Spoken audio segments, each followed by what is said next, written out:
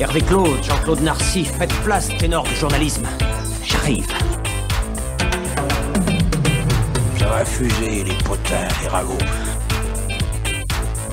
Ça vous ennuie si je vomis? Bien manger, c'est important.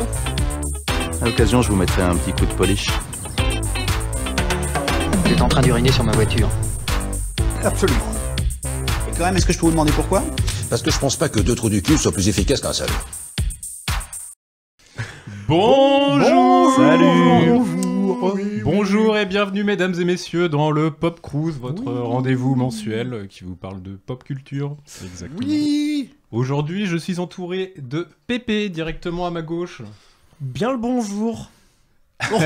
Ça va? Le rire est magnifique. Ça n'avait pas de question, alors j'attendais. De plus en plus courtois.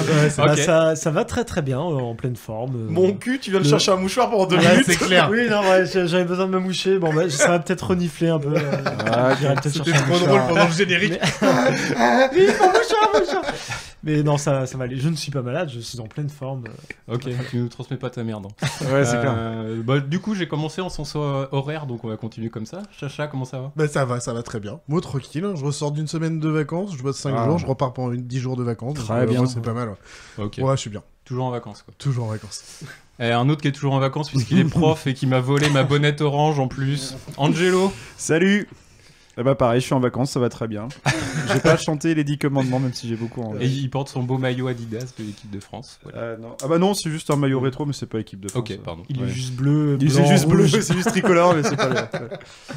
Et il porte son maillot Adidas de l'équipe de mangeage de burger. C'est donc Pedro. Comment ça va? Ça va, j'allais dire très bien. Bah non, ça va pas très bien parce que j'étais tout fatigué après mon week-end et que je Bah suis alors de nouveau malade. Ça y est, je pense que c'est officiel. J'ai passé plus de jours malade que pas malade cette année et c'est la première fois depuis très longtemps. Ah bah, Il y a putain. pas beaucoup d'épisodes où tu Ok. dis pas que t'es malade. Non, et je vous jure, c'est Il rejoint la incroyable. team Pépé en fait. C'est pour ça qu'on supportes demande plutôt demandait bien quand toujours t'es des malade. nouvelles du médecin en fait. À chaque Bah, fois qu'on j'ai appris à vivre malade, tu sais, moi, Pépé. Je Parce que n'arrête plus. moi, quand je suis n'arrête malade, plus. je me plains. Je suis là. Mais je passerai ma vie à me plaindre. Non, sinon ça va. Merci. Très bien. Et toi, Mollusque, et toi comment Eh vas-tu? bah ouais, ça va. J'ai fini de préparer tout le podcast aujourd'hui comme un gros gland. Donc voilà, je suis à la ramasse, mais on va bien voir ce que ça va donner quoi. Voilà. Et donc aujourd'hui, nous sommes réunis pour parler de moustache en ce beau mois de novembre. Oui, la Oui, moustache. exactement. Puisque, le mois de novembre est le mois du Movember. comme- Quelqu'un la porte ici, ouais. Oui, si Charlie. il y en a qui cherchent, Ouais, mais pas que la Ouais, moustache. pas que la moustache, quoi. Ouais. Y a pas que ça. Personne n'a fait une vraie belle moustache. Non, Ma non, déception, bah, je m'attendais à ce que Pedro arrive dernier avec sa moustache pendant Eh que ouais, nous, on non. l'avait pas, quoi. Cela m'a été interdit Ah bon? Ah oui. Ah oui, Ah. c'est vrai. par une aficionados de la pas moustache. De Ah ok. Par la police de la moustache. Ok. Bah, ça m'étonne pas. Elle m'a dit sinon je tente aussi moi des trucs capillaires bizarres. Je dis non, surtout pas. Ah, ok. Ah ok. Bah capillaire, c'est pas la même chose. Parce Tu qu'elle lui as a, pas interdit de se faire une moustache, hein, que je sache. elle a des poils de visage. Allez, ça y est, ça devient bizarre. C'est de ma faute. Voilà. Eh bien, je vous propose donc de vous introduire le thème, à moins que vous ayez Ah, et voilà. autre chose à dire Non, sur le on va dire que de la merde. Ah, j'ai Ok. toujours envie de chanter les 10 commandements, mais je le ferai pas. Allez, Tu vas-y, vas le fais-toi faire avant la plaisir. fin, là, c'est pas possible. Allez, vas-y. Ah, ok, c'est parti pour l'intro. Donc, à poil souple ou à poil dur, des artistes, mais pas tous, en ont fait leur marque de fabrique. D'autres hommes, mais pas tous, l'arborent fièrement en symbole de virilité, comme pour dire voyez donc ma belle trique. Et aussi certaines femmes, mais pas toutes, fort heureusement, même si ça n'a rien de dramatique. Elle est la raison pour laquelle, autour de cette table, nous préférons à Derrick ce cher Hercule Poirot. Il est plus chic. Et moins nazi, mais là n'est pas la question. Ça reportez-vous plutôt à l'épisode 9 de la saison 2. Elle peut être le départ de l'intrigue de votre film préféré, comme dans La destinée insolite de John Travolta. Oh putain, c'est quoi ça? Je vous explique après. Ok, d'accord. Parfois, pas toujours, elle n'est là que pour nous rendre un personnage plus sympathique. Comment ne pas penser à Borat, Thomas Sullivan dans Magnum, Sam Elliott dans The Big Lebowski, ou les films de Charlie Chaplin. Pas tous pour le dernier exemple. D'autres fois, elle vient gâcher la fête. Le Superman d'Henry Cavill s'en souvient. Ou, à contrario, elle manque terriblement. Pourquoi donc, encore lui, Superman Red Son, ce Superman alternatif atterré en Union soviétique, ne la porte-t-il pas tel l'étendard de son pays d'adoption ? Certaines, mais pas toutes, sont de plastique, ou pire, de plastoc. Mais quand elles ne piquent... mais elles piquent quand elles ne sont pas en toc, et elles peuvent être parcourues de nerveux tiques. Est-ce donc là la raison pour laquelle nos chères dulcinées, enfin pas toutes, nous disent sur un ton mi-antipathique, mi-sarcastique « Si tu fais ça, je te quitte !» Mais messieurs, voici enfin le beau mois de novembre, où tout est permis. Laissons parler notre originalité telle une belle prose. Après tout, c'est pour la bonne cause. Nos auditeurs, tous cette fois, puisque c'est dans le titre de l'épisode, une blague méta de temps en temps ne fait de mal à personne, l'auront compris. Aujourd'hui, dans le Pop Cruise, il sera question des moustaches. À vrai dire, et en conformité avec le concept de l'émission, qui veut que nous ne traitions que de 4 œuvres, pas de toutes, hélas. Hélas. Peut-être certains parmi nous ont un peu triché, peut-être. C'est possible qu'il y ait un peu plus que 4 œuvres. On dira pas qui. John Travolta, tu vas nous l'expliquer tout de Alors, suite quand même. Parce ouais, que là, John Travolta, c'est un film italien. C'est un film très sérieux, hein, mais du coup, dans le film, il y a une actrice porno italienne.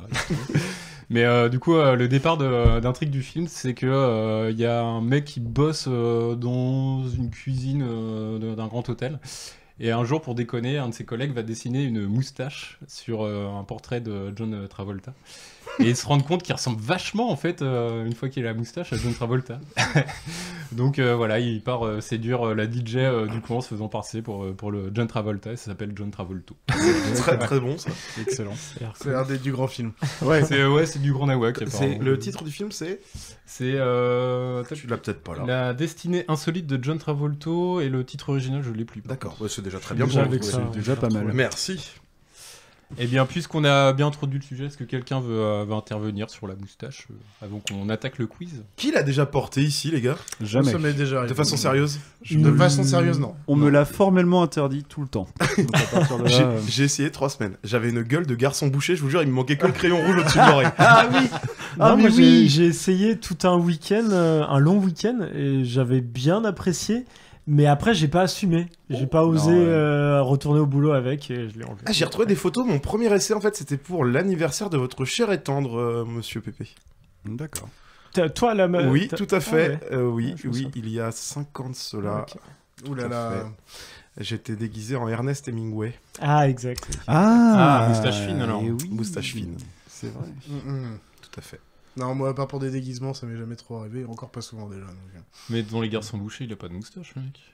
Le garçon. Non, non mais j'avais l'air d'un garçon bouché, vraiment, tu sais, le Ouais, mais boucher moi, charcutier de ton Moi, village. c'est Ouais. François Gilazaro, direct. Bah oui, j'imagine. J'imagine.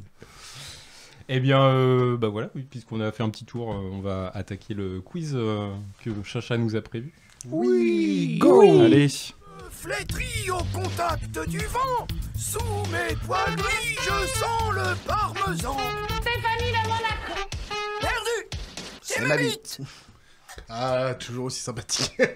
Et d'ailleurs, porte-t-elle une moustache? On ne sait pas. On ne sait pas. Qui ça, Stéphanie de Monaco? Bah oui, parce qu'ils disent Ouais. sous mes poils gris, donc oui, Ouais. évidemment, porte une moustache. Eh ben, messieurs, prenez une ardoise, un petit crayon. Ah, merde, c'est là. Ah, j'avais pas vu. C'est le retour de l'ardoise. C'est le retour des Véleda et du. Voilà.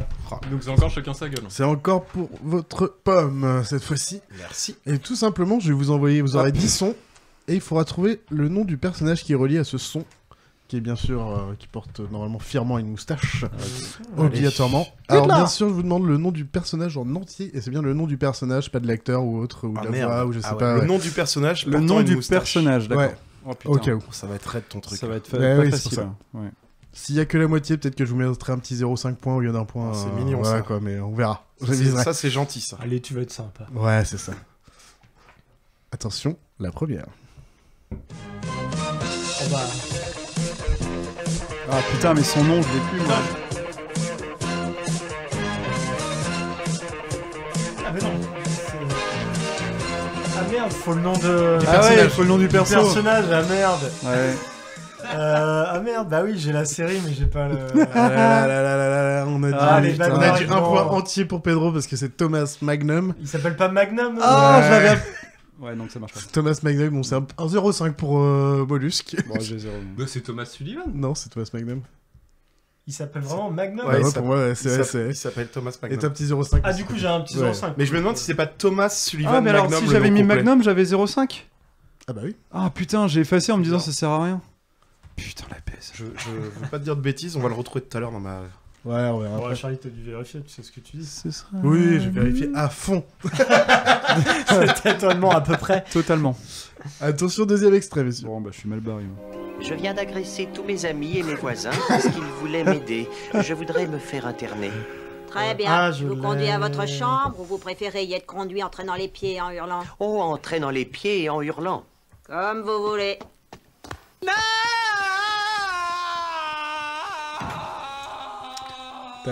J'ai pas le nom. Attendez. J'ai pas le nom. Ah, Flanders. Oh, merde. Jusque-là, c'est Ned Oh, je suis Flanders. dégoûté. Ah, putain, Allez, j'avais le Ned. prénom et le nom, mec. J'avais Je suis Ned, mais vénère. Flanders, il revenait pas. Je te mets un petit 0,5 pp, mais... J'ai failli écrire. Bien joué, Mollusque, pour le Ned Flanders. De Simpson, Failli bien partir sûr. sur South Park en plus. Le voisin. Oh, mais en plus, ça, c'est une voix qu'on entend. Ah, je Oui, l'avais oui, pas oui. du tout, souvent, là. donc c'était pas évident. Pas facile. Là. Attention, la numéro 3. Kazakhstan est la plus grande nation dans le monde. Les autres nations sont menées par des chochottes. Kazakhstan est le premier espoir. Le prénom. Il n'y a pas de prénom, Y a pas c'est de prénom. Borat. Ok. Ah, ok, C'est bon. Vous avez tous le point pour Borat, messieurs. Putain, j'aurais dû avoir un demi-point pour Magnum. On on ne est pas s'en au, remettre de son niveau. au quatrième. Celui-ci, vous allez être dur.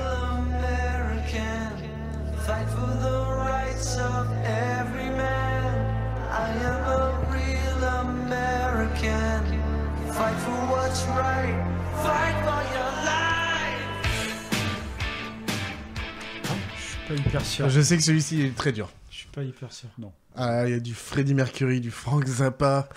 Vous êtes pas du tout dans les bons thèmes. Ah merde. Je pense Attends, que personne là, tu t'as mis quoi, mon J'allais cher dire Freddie Angelo? Mercury aussi, mais. Et Hulk Hogan, bien joué, Angelo. Oh, bah, Il a chanté. Non, non, c'est sa musique d'entrée dans Ah chaque, oui, à chaque je vois fois. ce que je veux dire. Ah. De toute façon, même s'il a chanté, il a pas cette voix-là, c'est pas possible. Non, oui, ça- c'est clair.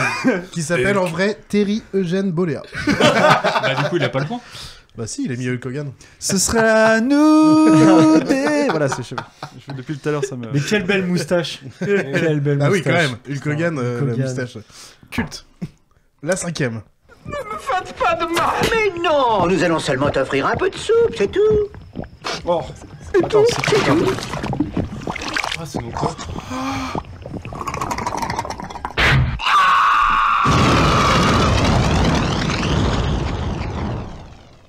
Je l'ai pas. Roger Rabbit. Ah, j'ai Non, pensé non, à non, ça, pas mais. ça. La Et trompette, c'est le mais non. monsieur Angelo qui a la bonne réponse, c'est Astérix. Allez Ah, Ah, il se bien rattrape, joué. Angelo. Bien joué. C'est la voix de Roger K. Non, c'est pas la voix de Alors Roger je me rappelle Carrel. plus qui fait la voix, je l'ai pas marqué. Ouais, en plus comme un con, je l'ai T'es pas loin. marqué. T'es pas loin. Je me rappelle plus. On va pas dire de bêtises. C'est la voix de Roger Carrel. Pour l'anecdote, je pars au parc Astérix demain. Oh, Coïncidence. Petit enfoiré. Numéro 6. N'essaie pas de m'en empêcher, mouche, et ça recommence. C'est fini. N'essaie pas de m'en empêcher cette fois-ci, mouche. N'essaie pas de m'en empêcher putain, cette je l'ai fois-ci, pas. mouche. Surtout, n'essaie pas de m'en empêcher cette fois-ci, mouche. Essaie de m'en empêcher. Mouche, t'as intérêt à remuer Ah tes non, mouches. t'as triché là. Mouche. Ah, t'as triché, il a triché. Il l'a pas! Eh, il a triché. Ah, je Oh, cherchais- la honte, il l'a pas Attends, en plus, c'est Hulk Hogan, bien sûr avec le mouche. capitaine Crochet. Et j'aurais même mis un 0,5 de plus pour ceux qui auraient dit capitaine James Crochet. Ah, c'est James. Ah, ok. ouais. Mais Bien c'est joué. capitaine Crochet qui est C'est- connu le c'est nom du James personnage. Hook. Donc, Angelo, comment t'as pas trouvé ah, ça Angelo l'a pas eu. il est C'est bien, tout ça content. rattrape le Bah, Hulk il a pas Hogan. eu d'enfance, il a maté Alien quand il avait 7 ans. C'est pas faux. C'est pas faux. Ouais. Numéro 7. Oh, putain. Ah Alors, c'est peut-être lui.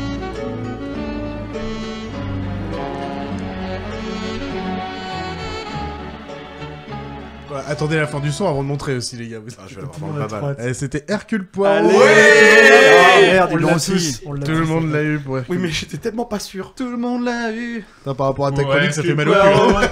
Poirot. Ouais, surtout, je les ai tous vus. Ouais, moi aussi, ouais. D'ailleurs. Avec ma mère. Avec mon Non, je les ai père. pas vus avec ta mère, je te promets. Non, mais moi, avec ma mère. Et voilà, ça dérape. Attention, antépénultième.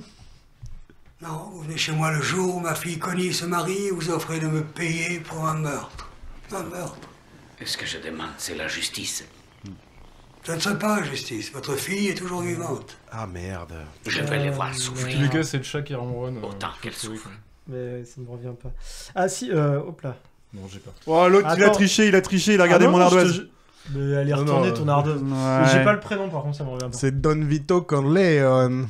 D'ailleurs, c'est plutôt Vito Corleone. Ouais, mais j'ai mis Don Corleone, ouais, ça va. Ah oui, mais Don, c'est le. Ouais, bah regarde-le, parce qu'ils ont mis la sinon, lumière et l'accent aigu, lui, sans vous avez tous 0,5 hein, pour moi. Allez. Parce qu'ils ont mis que Corleone ou Don Corleone, mais c'est Vito Corleone en fait, vraiment. Par C'est honnêteté, Vito. je prends pas le point parce que j'ai copié. Ah bah ok, bravo Molus. C'est honnête de ta part. Avant-dernier. Pour ce temps, ça En plus, c'était Bonacera qui lui parlait, il a aussi une moustache.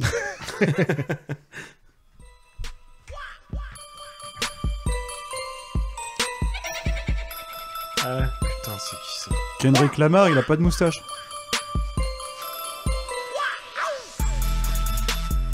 Oh, je l'ai. Ah, j'ai pas du tout. Tu vas nous présenter quoi déjà tout à l'heure, Angelo? Super Mario Land 2. Et son pote, il s'appelle comment? Luigi. Son frère Luigi. Ouais, c'est Luigi. Ah merde, ok. C'est la musique de Luigi's Mansion. Ok. Ah mais oui. Exact. Ah putain. Et ça faisait vachement un truc de Snoop Dogg qui porte une moustache. Ah, mais Oh putain. vous avez pas fait attention, le Wouah. C'est vraiment le truc qui rappelle les... Putain. Voilà. Putain, Fallait quel l'avoir. con. Je l'avais en plus, je le connais le thème de Avec Luigi le remix, Mansion. fallait l'avoir. Bah ouais. Mais il est pas mal le remix. C'était pas le dernier. Il est plutôt cool. Il en d'ailleurs. reste un. Ouf. Je pense que je vais te le piquer le remix. Oh, tu tapes Luigi Mansion, tu l'as sur YouTube. Hein. Alors je vais faire ça. Faisons comme ça. Si tu veux, je te l'envoie, mais tu peux le choper tout seul. Le dernier. Allez. Ce quai est strictement interdit aux civils. J'en savais rien, je vous demande pardon. Si j'en vois un, je vous en informerai immédiatement. Apparemment, il y a comme une fiesta de la haute société dans la cour du fort. Comment se fait-il que deux hommes aussi remarquables que vous semblez l'être n'aient pas mérité une invitation? Putain, j'ai pas Oh su. là là. Pas du tout. Vous savez que les gars, vous êtes tous à 4,5 avant Ah, celui-ci. Et Bolus qui va gagner avec son Jack Sparrow. Ah, Bravo, C'est grâce à la voix. Bolus. On Et était tous les tous autres à 4,5, ouais. Ah merde. Putain, tout ça parce que Bravo, j'ai pas eu Magnum, Bolus. putain. Tu es à 5,5. Bien. Attends, là où je peux me Oui, taper ils aussi, sont c'est les Simpsons. Je suis pas sûr que vous soyez je suis à comme moi à 6,5. 34 saisons. Non. Ouais. Mais Magnum, je l'avais, et puis Luigi's Mansion, j'aurais pu. Encore J'ai mieux. quand même gagné. Et ben voilà pour ce petit quiz, les gars. Très bien. Impeccable. C'était- Ah, Clairement, merci, je me suis Charlie. dit, c'est bien la moustache. C'est Ce qui est bien mieux, cool. c'est de prendre des images de moustache et puis tu les fais deviner, mais bon. Ça s'appelle le podcast. C'est pas très, pas très radiophonique tout ça. Merci beaucoup, hein. C'était un très bon quiz. C'était pas évident. Je Hein. crois que c'est le quiz le plus short que t'as fait. C'est vrai. C'est vrai. On veut encore de la moustache. Ouais. Et bah maintenant qu'on c'est a toi fait, l'animation. Oui, c'est bon, laisse-moi le temps de reprendre mes esprits. Maintenant que j'ai gagné, j'ai Il était en train l'ivresse de de la se victoire. peigner la moustache. Il était en pleine euphorie. Et bah non, maintenant que j'ai gagné ce quiz, on va pouvoir passer aux chroniques, n'est-ce pas Pépé? Ah oui, je suis prêt, je Et suis donc prêt. tu vas nous parler de chansons sur la moustache aujourd'hui. Mustache, a mustache, a mustache, big mustache, thick mustache, my mustache, your mustache. Say the word mustache, a mustache, A moustache. Now we both have said mustache, a mustache, a mustache. If you've only got a mustache. Et oui, en effet, j'ai décidé de faire un petit tour d'horizon des chansons à texte ayant pour thème la moustache. On va s'ambiancer. C'est bien que t'as fait une pause entre accrochez-vous chanson à vos texte. moustaches. Contenant une moustache. Des textes écrits par des moustaches. Donc déjà, pour commencer ce petit tour d'horizon, moi tout de suite, moustache et chanson, j'ai pensé tout de suite au morceau Moustache de Philippe Catherine. Donc 12e morceau sur les 24 que contient l'album chef-d'œuvre sorti en 2010 et sobrement intitulé Philippe Catherine. Sur la pochette, comme sur une vieille photo de famille des années 80, il pose fièrement devant un fond bleu dégueulasse avec un sourire béat entouré de ses parents Jeanne et Pierre. Normal. Le ton est donné, ce sera une ode à la niaiserie et la médiocrité, et il le fait avec énormément de talent. Le titre le plus connu, donc c'est La Banane, je pense que vous connaissez tous. Oui. Non mais laisse-moi. Mais bien d'autres perles, Blablabla, Des bisous et Moustache. Vas-y, mets ta moustache. On parle bien de chansons à texte. Hein. Cet album est génial.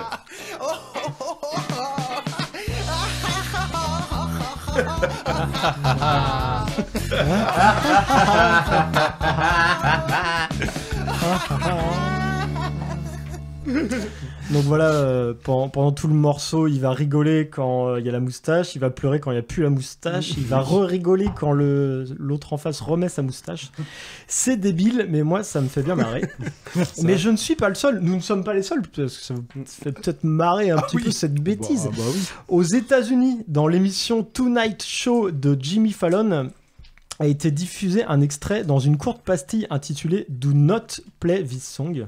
Donc il plaisantait gentiment et sur cette chanson, il s'est un peu moqué. Il joue pas cette chanson du coup, ça veut dire quand même pour ceux qui savent ouais, pas ce que ça veut voilà, dire. oui, voilà, pour ceux qui comprennent vraiment pas l'anglais, Do Not Play This Song, ne jouez pas cette chanson.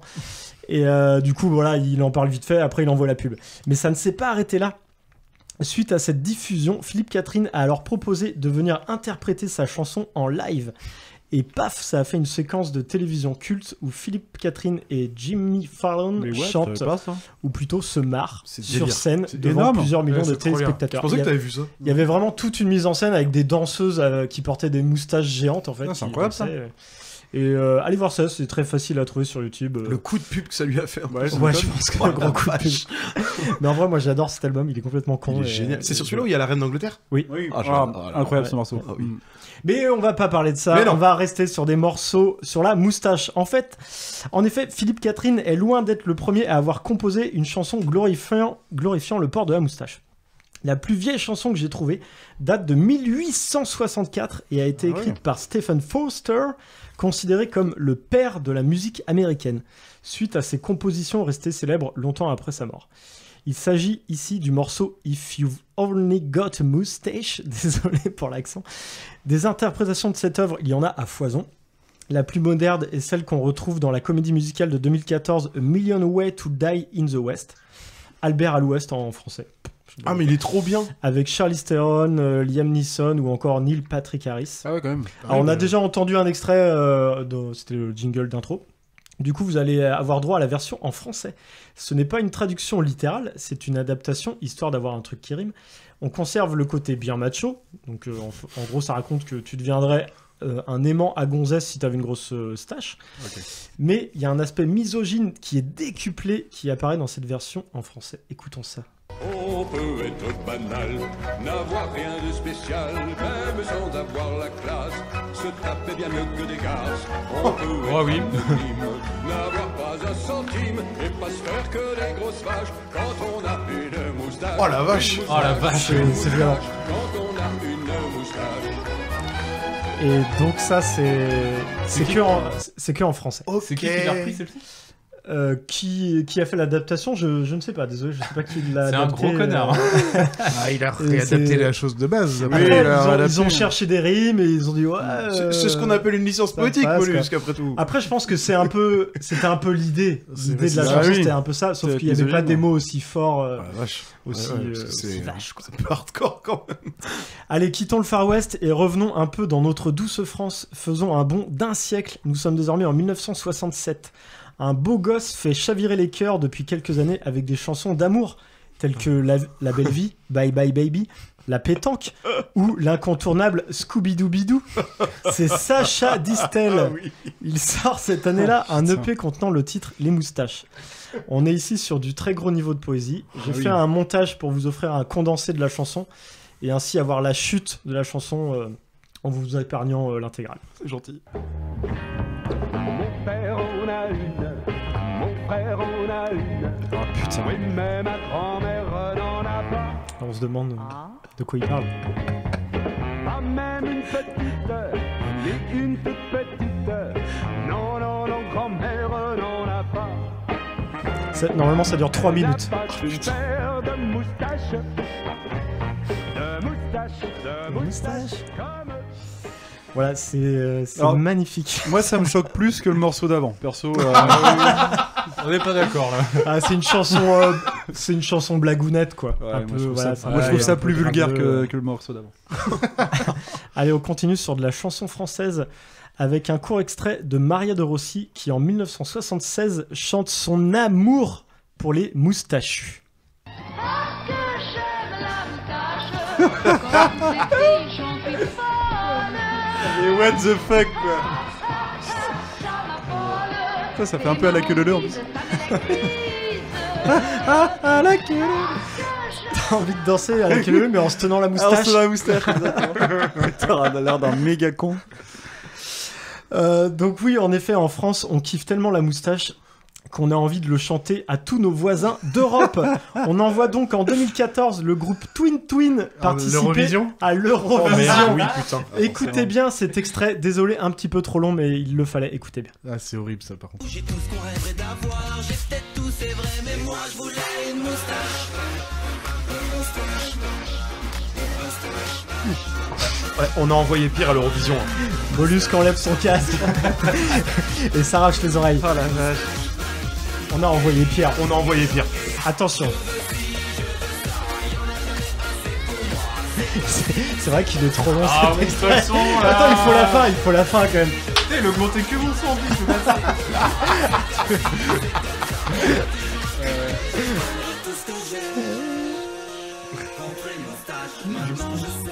Moi j'aime bien la fin. Là. Mais ça dure méga longtemps cet extrait en plus. Et pourtant j'ai raccourci de ouf. Une nation de lettrés. Voilà. Avec cette prestation, la France finira bonne dernière du concours avec seulement 2 points. Oh. Merci à la Suède et à la Finlande d'avoir eu pitié. Alors, est-ce que l'Eurovision c'est sous-titré? Non. Non, ils ont pas profité de la qualité des paroles. C'est vraiment que la musique. C'est quelle année ça, Pépé 2014. Ok. Il s'agit du pire classement français de l'Eurovision. Jamais la France n'avait été dernière. Il ne s'agit pourtant pas du pire score français. En 1966, elle n'avait obtenu qu'un seul point, mais n'était pas arrivée dernière. Donc il y a une équipe qui a fait 0. Oui, il y avait une équipe qui a fait ça 0. fait envie de chanter. Ouais, allons enfants. Juste à titre de comparaison, l'Autriche, représentée par Conchita Wurst cette même année, gagnera l'édition 2014 en cumulant 290 points. Voilà. Alors qu'elle n'avait pas de moustache. Une belle barbe. Une belle barbe. Alors je ne sais pas si le chanteur de Twin a réussi à se faire pousser une moustache depuis, mais sa carrière a elle complètement fané. Bah alors, c'est bizarre ça. Voilà, puisqu'on est sur l'Eurovision, parlons de la chanteuse israélienne Netta qui a gagné l'édition de 2018 avec son hymne féministe Toy, qualifié ainsi car dénonçant toute forme de harcèlement. Elle revient en 2021 dans une collab avec le groupe Little Big pour nous pondre un single. Le titre, je vous laisse deviner, c'est Moustache.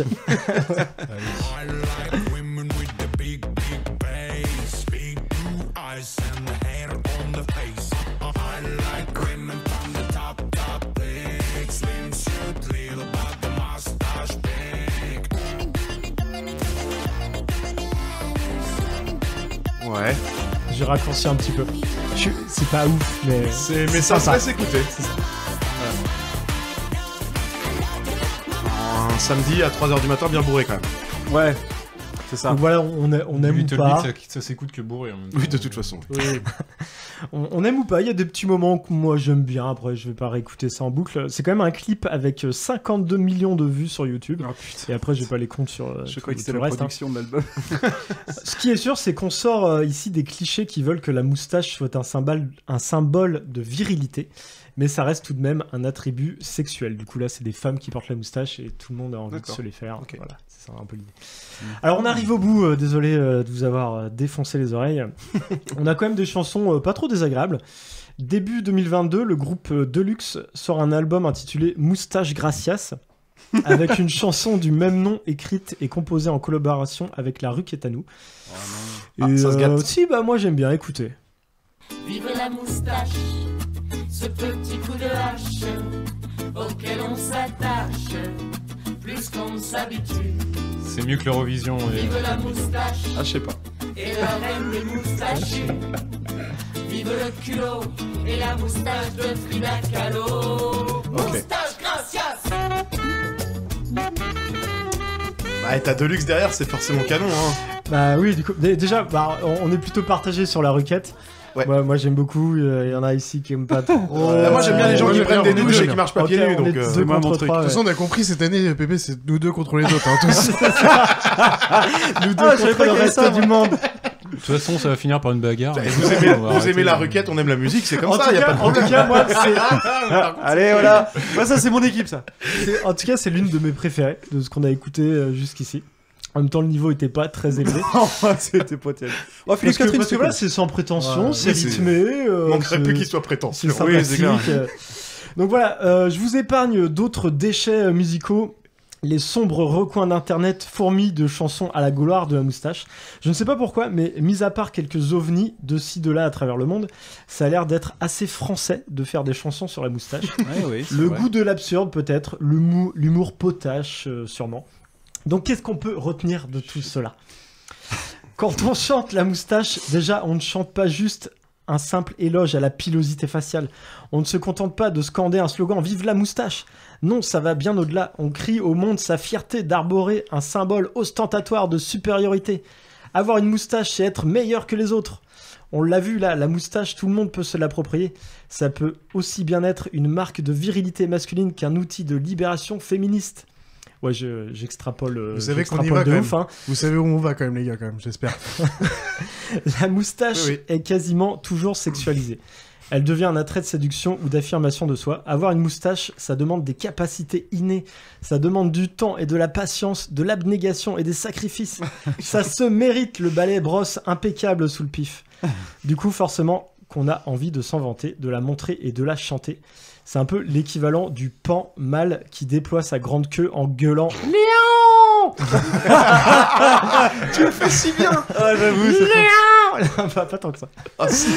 Bref, plus sérieusement, c'est tout le temps bancal, voire totalement foireux de faire tourner sa chanson autour de la moustache. Seul Philippe Catherine a compris que c'était juste rigolo. Point. Oui. Voilà. Ouais.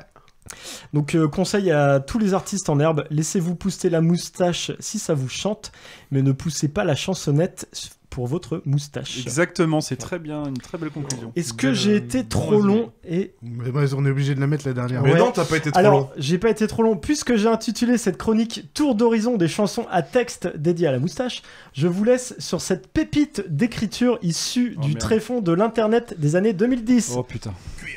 Oh oui. Fujiko. Cuir moustache. Cuir moustache. Cuir. Très bien cette chronique, Pépé. Cuir moustache. Cuir moustache. Cuir moustache. J'ai envie de moustache. Cuir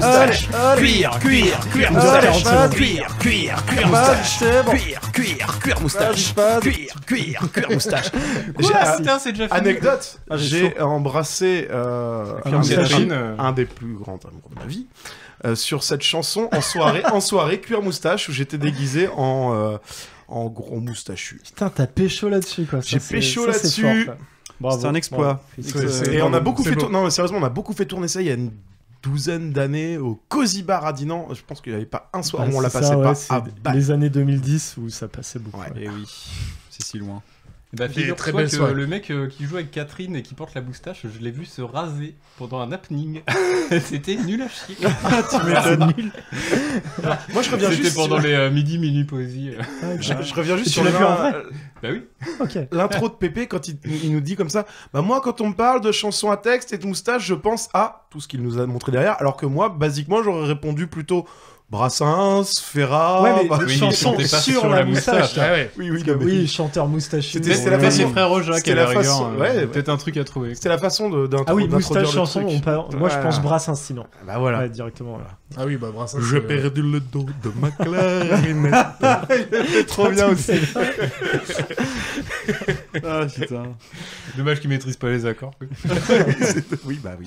Eh bien, merci Pépé pour cette... C'était cool. Désolé pour vos oreilles. Le petit extrait de Philippe Catherine était cool. Ouais, non, mais voilà. C'est tout pardonné. Moi, juste qu'il avait peut-être un peu plus mal quand je lui ai monté le son quand il aimait pas. Ouais, c'était vache. Par contre, il me l'a mis dans la gueule le truc de l'Eurovision. Le truc Twin. C'est horrible ça. Alors, je ne savais même pas que ça existait, j'aurais oublié d'ici la fin de cet épisode. Et j'aime ça. Et bah, je te le ferai réécouter. Non. C'est bon d'être amnésique, pardon. Ouais, c'est clair. Bah, puisqu'on a parlé de musique, on va pouvoir parler de notre héros moustachu vidéoludique préféré. Ah merde, c'est mon tour. Et on laisse la parole à Angelo pour ça.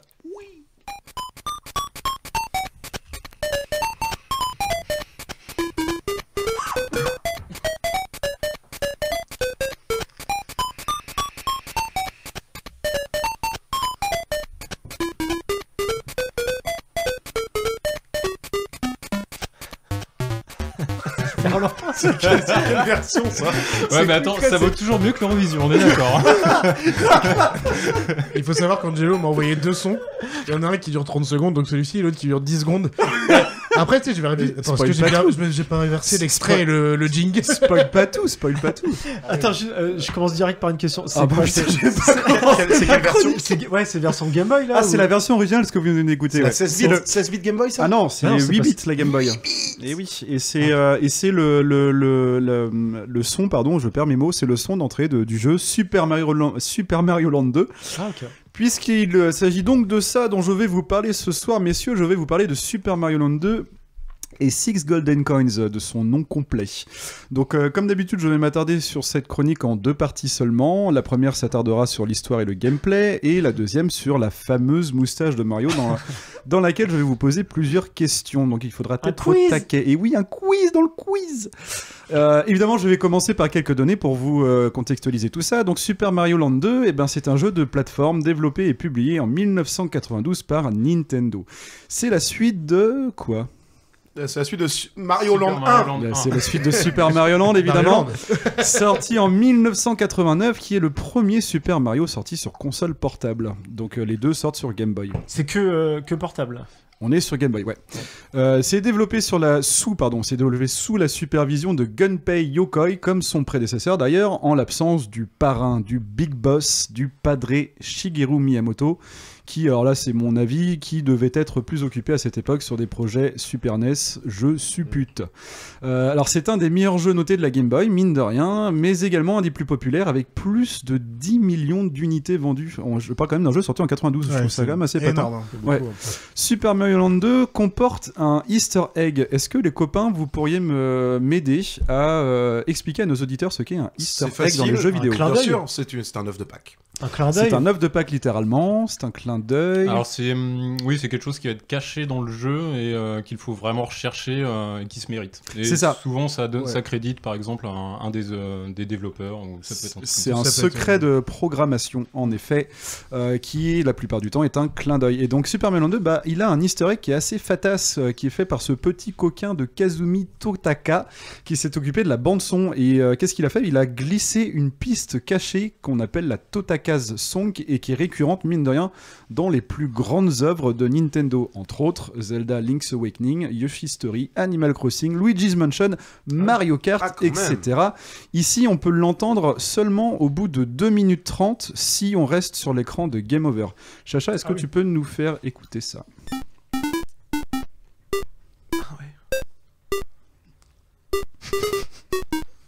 Ah mais oui. J'attends la dernière note. Excellent. Et donc ça, tu tombais dessus par hasard quand même. Ah bah tu tombais dessus. Moi j'ai dû tomber dessus quand j'allais aux toilettes et tu laisses la Game Boy allumée et puis t'entends le truc quoi.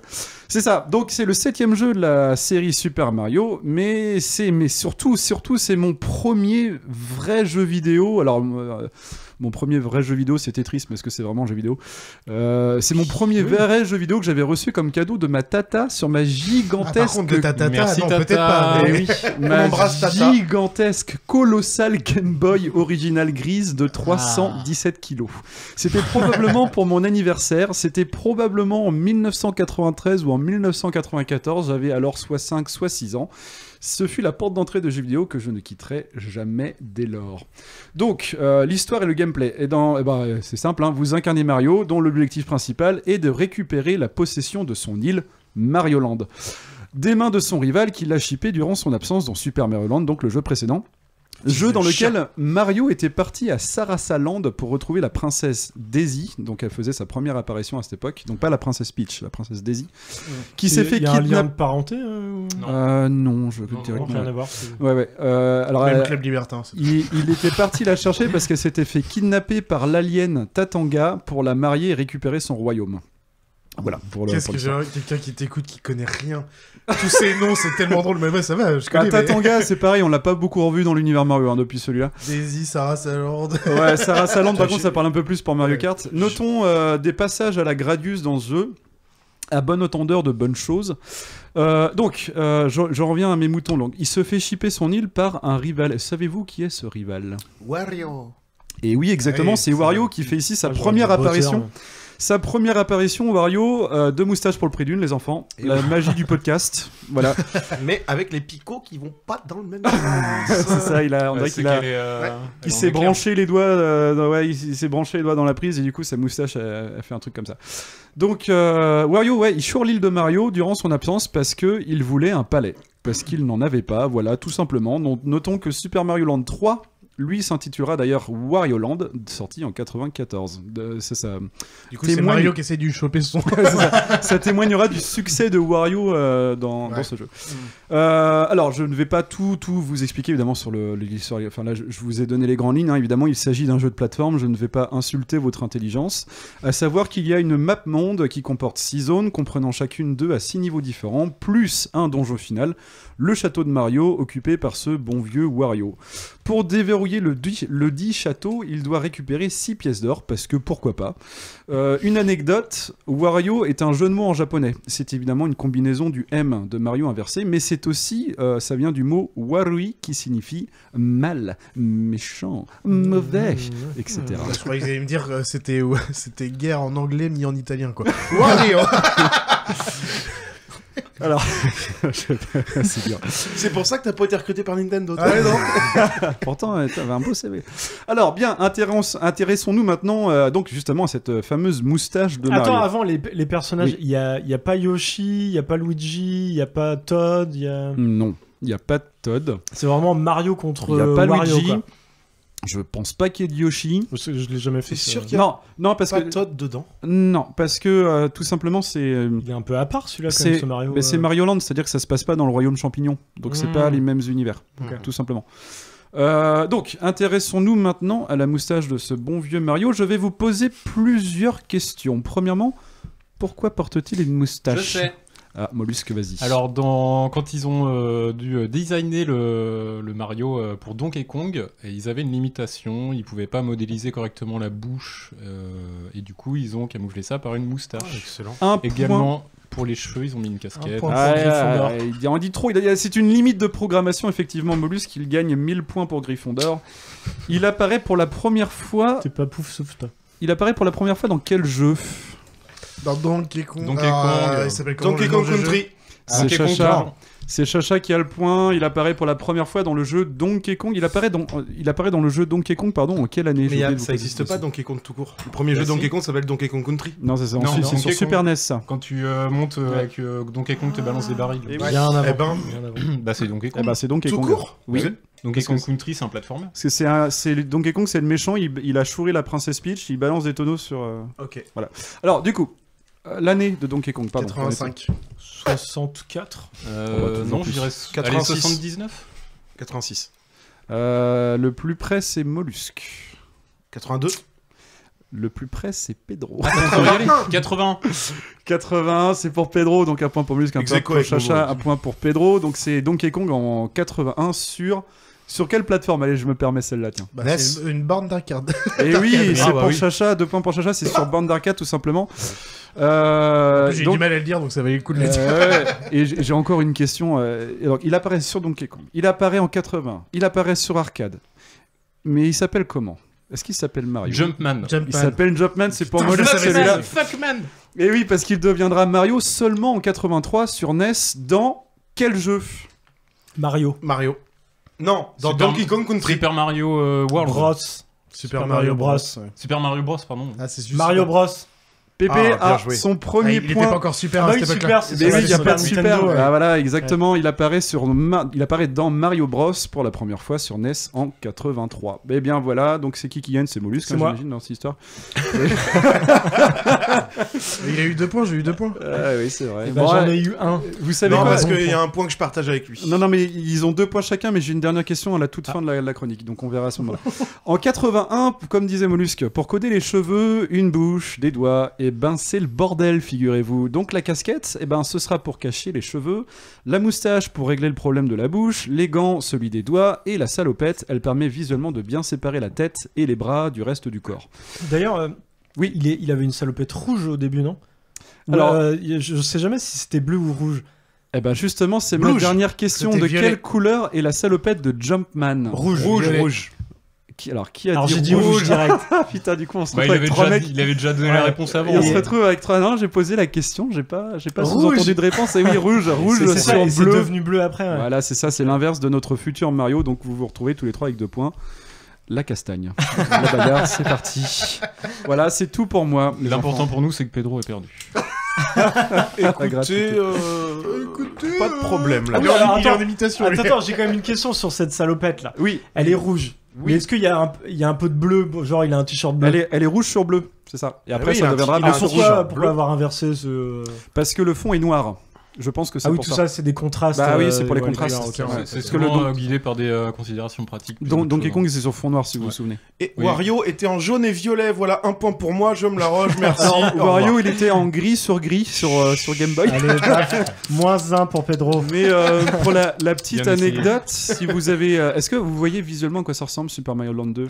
Non, vraiment Bah, moi, j'avais pas de Game C'est Boy. très rondouillard, non C'est assez rondouillard, c'est assez Ouais. joli parce que alors ça a été mon premier, alors mon deuxième jeu vidéo si on dit que Tetris c'est drôle et que c'est un jeu vidéo, mais c'était pas le cas. Mais Ça reste un jeu vidéo. j'ai joué au Super Mario Land après le 2. Pour le coup, c'est ma tata qui m'avait donné sa cartouche. Et le 1 est vraiment vilain, c'est-à-dire que Mario c'est un tas de pixels tout rabougris. Là où dans le 2, t'as des proportions, c'est visuellement proportionné, c'est plus élégant, il est rondouillard, etc. Voilà. J'ai une question. Est-ce que tu as rendu sa cartouche à ta tata? Pas du tout. Alors la vraie question surtout, où est-ce qu'elle est aujourd'hui la cartouche? La Il répond j'ai cru que premier tu parlais de la degré, tata. Elle est où la tata? Évidemment que je vais répondre au premier.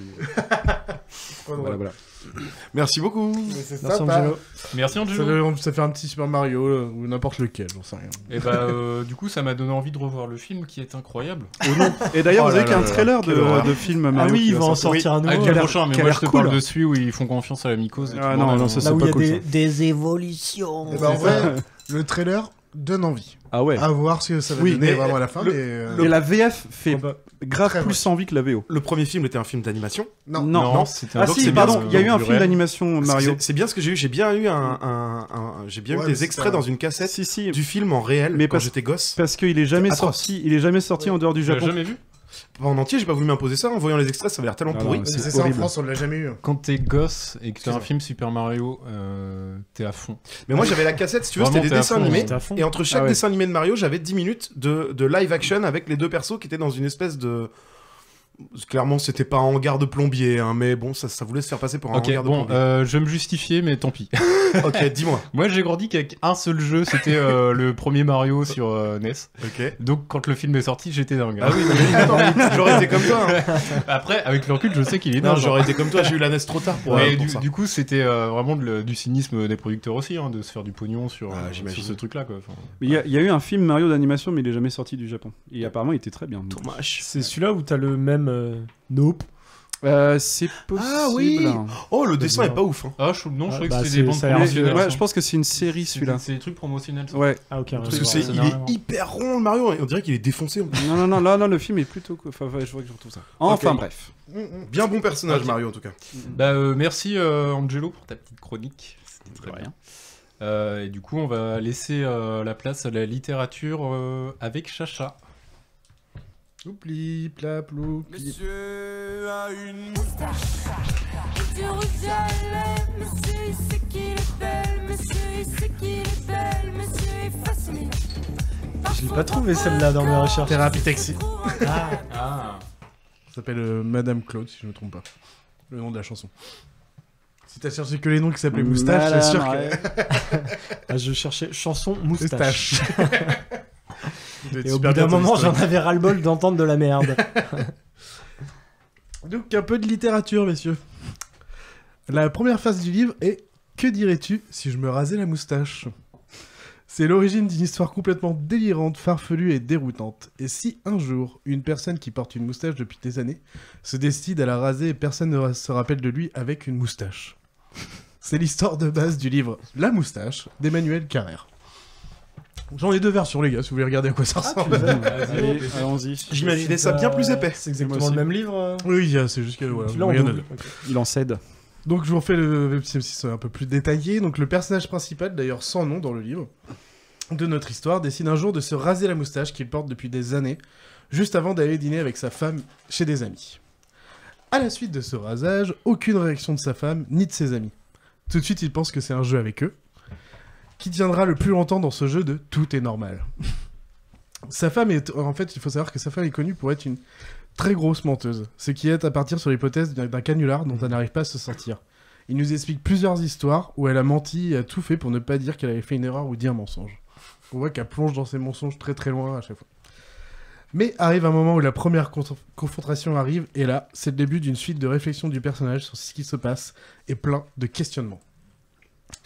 Avant de continuer, je vais vous expliquer un peu comment est écrit le livre, parce que ce qui est important, c'est qu'on est toujours dans la tête du personnage principal, donc c'est Tom qui est son nom, qui vient de se raser la moustache.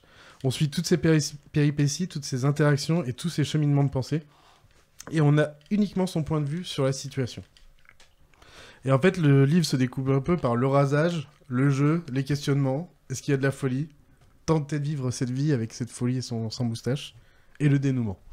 Ça fait un peu toutes ces étapes-là. Dans la tête d'un mec qui est parano parce qu'il croit qu'il y a un canular. Toute la question est là. Est-ce que c'est lui qui est parano ou est-ce que c'est les autres autour qui sont partis en cacahuète? C'est vraiment, en fait, tout va jouer surtout là-dessus, en fait. C'est ça. Donc, qui de lui ou de sa femme est fou? Est-ce qu'il a vraiment des pertes de mémoire? Parce qu'on va parler de certaines pertes de mémoire, comme dans ce coup, peut-être il a l'impression d'avoir eu son père au téléphone, enfin d'avoir eu un message de son père, et après quand il parle avec sa femme, mais ton père est mort il y a 1 an. Ses amis qu'il a vus, on a vu au début qu'il a passé une soirée, d'un seul coup, mais non, mais ses amis n'existent pas. Donc on se perd entre réalité ou folie, on ne sait pas justement. C'est toute la question. Ça a l'air troublant comme truc. Ouais. Oui. Et bah du coup, et pour le lecteur, on est aussi perdu que lui. Bah, en même temps, c'est logique, puisqu'on ne sait pas qui dit la vérité, en même temps, c'est logique. On suit sa tête. Qu'est-ce qu'il pense, comment il pense, ce qu'il voit, ce qu'il a l'impression de voir, peut-être, on ne sait pas. Et en fait, ça revient toujours à est-ce que c'est un canular? Est-ce que je dois revenir sur mes choix? Est-ce que je dois continuer de suivre mes choix? Parce que est-ce que j'ai pris ces choix dictés par ma folie? On ne sait jamais. Toujours à se questionner là-dessus. J'avoue qu'il y a des moments, c'est un poil redondant et trop descriptif, mais ça n'enlève pas le côté intéressant de la folie des événements à la suite d'un simple rasage d'une moustache. Des fois, on va se taper un peu 5-6 pages où c'est juste sa réflexion, est-ce que je pense bien, est-ce que je pense pas bien et tout. Ça peut être un peu long des fois par petits moments. Le rasage de moustache, c'est le point de départ. C'est le point de départ de toute cette... Et pourquoi les gens ne se remarquent pas qu'il a coupé cette moustache, quoi. C'est fou. Et d'ailleurs, cette moustache disparue devient une véritable obsession, comme je l'ai dit. Alors que, comme il le dit lui-même, ça repousse une moustache. C'est pas si grave, à la fin.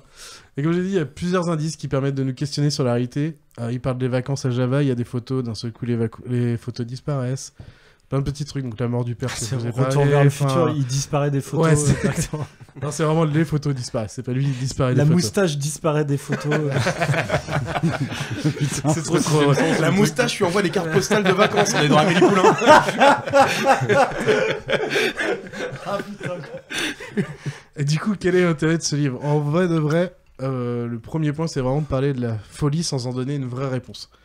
C'est toujours une question de choix entre les autres sont fous ou est-ce moi? Est-ce que je dois accepter ma folie? Est-ce que mes choix de vie ou dans mes interactions sont dus à ma folie, à ma paranoïa? Des choses comme ça. Et de nous perdre complètement. Sommes-nous dans la tête d'un fou, de quelqu'un de juste perdu à cause de son entourage qui est en train de lui faire un méga prank de dingue? On sait jamais. On ne sait pas trop. C'est vraiment, en vrai, c'est vraiment le cœur du livre. Mais bien sûr, cette moustache. Et avant de vous en parler, je voulais juste savoir si vous connaissez quelqu'un qui a toujours eu une moustache, qui a toujours cette moustache, un oncle, une tante, une grand-mère, une tati, peut-être ta tati qui t'a filé la cartouche. Ah non. Vous avez pas eu quelqu'un comme ça qui a eu une moustache très longtemps? Moi, j'ai 2 exemples. Ouais. Il y a mon parrain du coup qui a eu une moustache pendant des années et des années, et il y a 5 ou 10 ans, il l'a rasé. Et du coup, quand je l'ai vu, je voyais qu'il y avait un truc de changer, mais je n'arrivais pas à mettre le doigt dessus. Ah ouais. Je savais pas ce qui avait changé chez lui, ça m'a...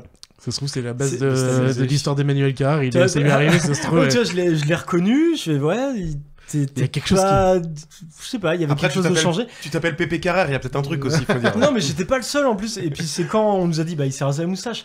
Mais ouais, mais bien sûr, mais c'est ça. Et ça, du coup, ça devient une évidence. Il m'est arrivé la même chose avec sur le une moment, barbe. c'était pas. Il m'est arrivé la même chose avec une barbe entière. Carrément la barbe, quoi. Un des meilleurs amis de mes parents vient chez mes parents quand on était petits. Et moi, je le connaissais très bien parce que c'était le père d'un ami aussi. On bloque. Moi, je dis bonjour, rien et tout. Enfin... Tu le reconnais quand même? Je le reconnais, oui, oui. Alors, mais oui, comme quoi, tu vois, il y a beaucoup de choses qui se passent par le haut du visage, puisque on le reconnaît. Et ma mère, Et lui, pendant 5 minutes, on le voit, il est en train de se marrer, quoi. Et vraiment, il se touche les joues, Et ma mère finit par faire un grand « Oh !» Et là, moi, en même temps, je dis « Oh, bah t'as plus de barbe !» Mais c'était irréel, quoi. Ça a duré 5 ou 10 minutes dans la même pièce, et on se rend compte que le mec, on l'a toujours connu avec une barbe, mais attention, une barbe nerveuse, c'est la grosse barbe, quoi. Ah ouais. Bah, en fait, vous imaginez un peu le livre, c'est pareil, lui, il se rase la barbe, dans la moustache, et du coup, il voit rien, et puis des fois, il fait le truc de se toucher là, il fait... Tu sais, où il ramène la main de... Oh, un peu, enfin, je comprends, quoi. J'ai la même chose, un oncle qui a toujours la moustache, un jour il l'a coupé, moi par contre ça m'a fait qu'est-ce que t'as fait et tout. Mais t'as tout de suite vu qu'il moi je l'ai vu direct moustache, pour le coup par contre. C'est Léa m'avait raconté aussi parce que j'en ai parlé du thème et du coup elle a dit un jour mon père s'est rasé la moustache et du coup à chaque fois que je rentrais à la maison parce que c'est quand elle était étudiante quoi, à chaque fois qu'elle rentrait elle faisait ah putain j'avais oublié que t'avais plus la moustache. Elle avait un sursaut à chaque fois qu'elle le voyait. Elle avait une perte de mémoire le temps de la semaine. Maman c'est qui le monsieur dans la cuisine? Non mais c'est vrai, mais même moi comme exemple parfois ça m'arrive de pas me raser pendant 1 semaine, 2 semaines, voire 3. Ouais. Donc il y a la barbe. Ça commence à pousser quoi. Et du coup tu vois, je vais me raser, je vais voir les enfants et je leur dis regardez papa. Ils sont là, quoi Mais t'as pas de beubard en même temps quoi. Bah au bout de 3 semaines un peu quoi. Mais si je me rase à blanc au bout de 3 semaines, les enfants ils sont là, ils ont je sais pas, qu'est-ce que ça, laisse-nous tranquille. Je savais bien que vous auriez des exemples, c'est pour ça que je posais cette petite question au milieu, je savais bien qu'on aurait tous. Le bouc maléfique, Pépé. Oui, moi au bout de 3 semaines ça ressemble à un bouc parce qu'il y a une barbe. Il va le Pépé, ça fait longtemps. Et ça te va tellement bien. Non, c'est un méchant de film. Continue avec ce bouc. Les gros connards de potes, on sait très bien que ça lui va pas. Moi je trouve que ça fait Evil Abed à mort quoi, dans Community. Oui, Evil Abed et Evil Troy. Du coup, quand même, la moustache dans ce livre, en fait, c'est un caractère physique de la personnalité, clairement, en fait. On en revient vraiment là, dans cette histoire, en tout cas. On dirait qu'au moment où il retire cette moustache, toutes ses pensées, toute sa vie changent complètement. C'est comme si on changeait vraiment de personnalité, comme si son entourage changeait, comme si tout changeait. Il perd un élément de stabilité de sa vie, en fait, complètement. De stachabilité. Stachabilité, oui.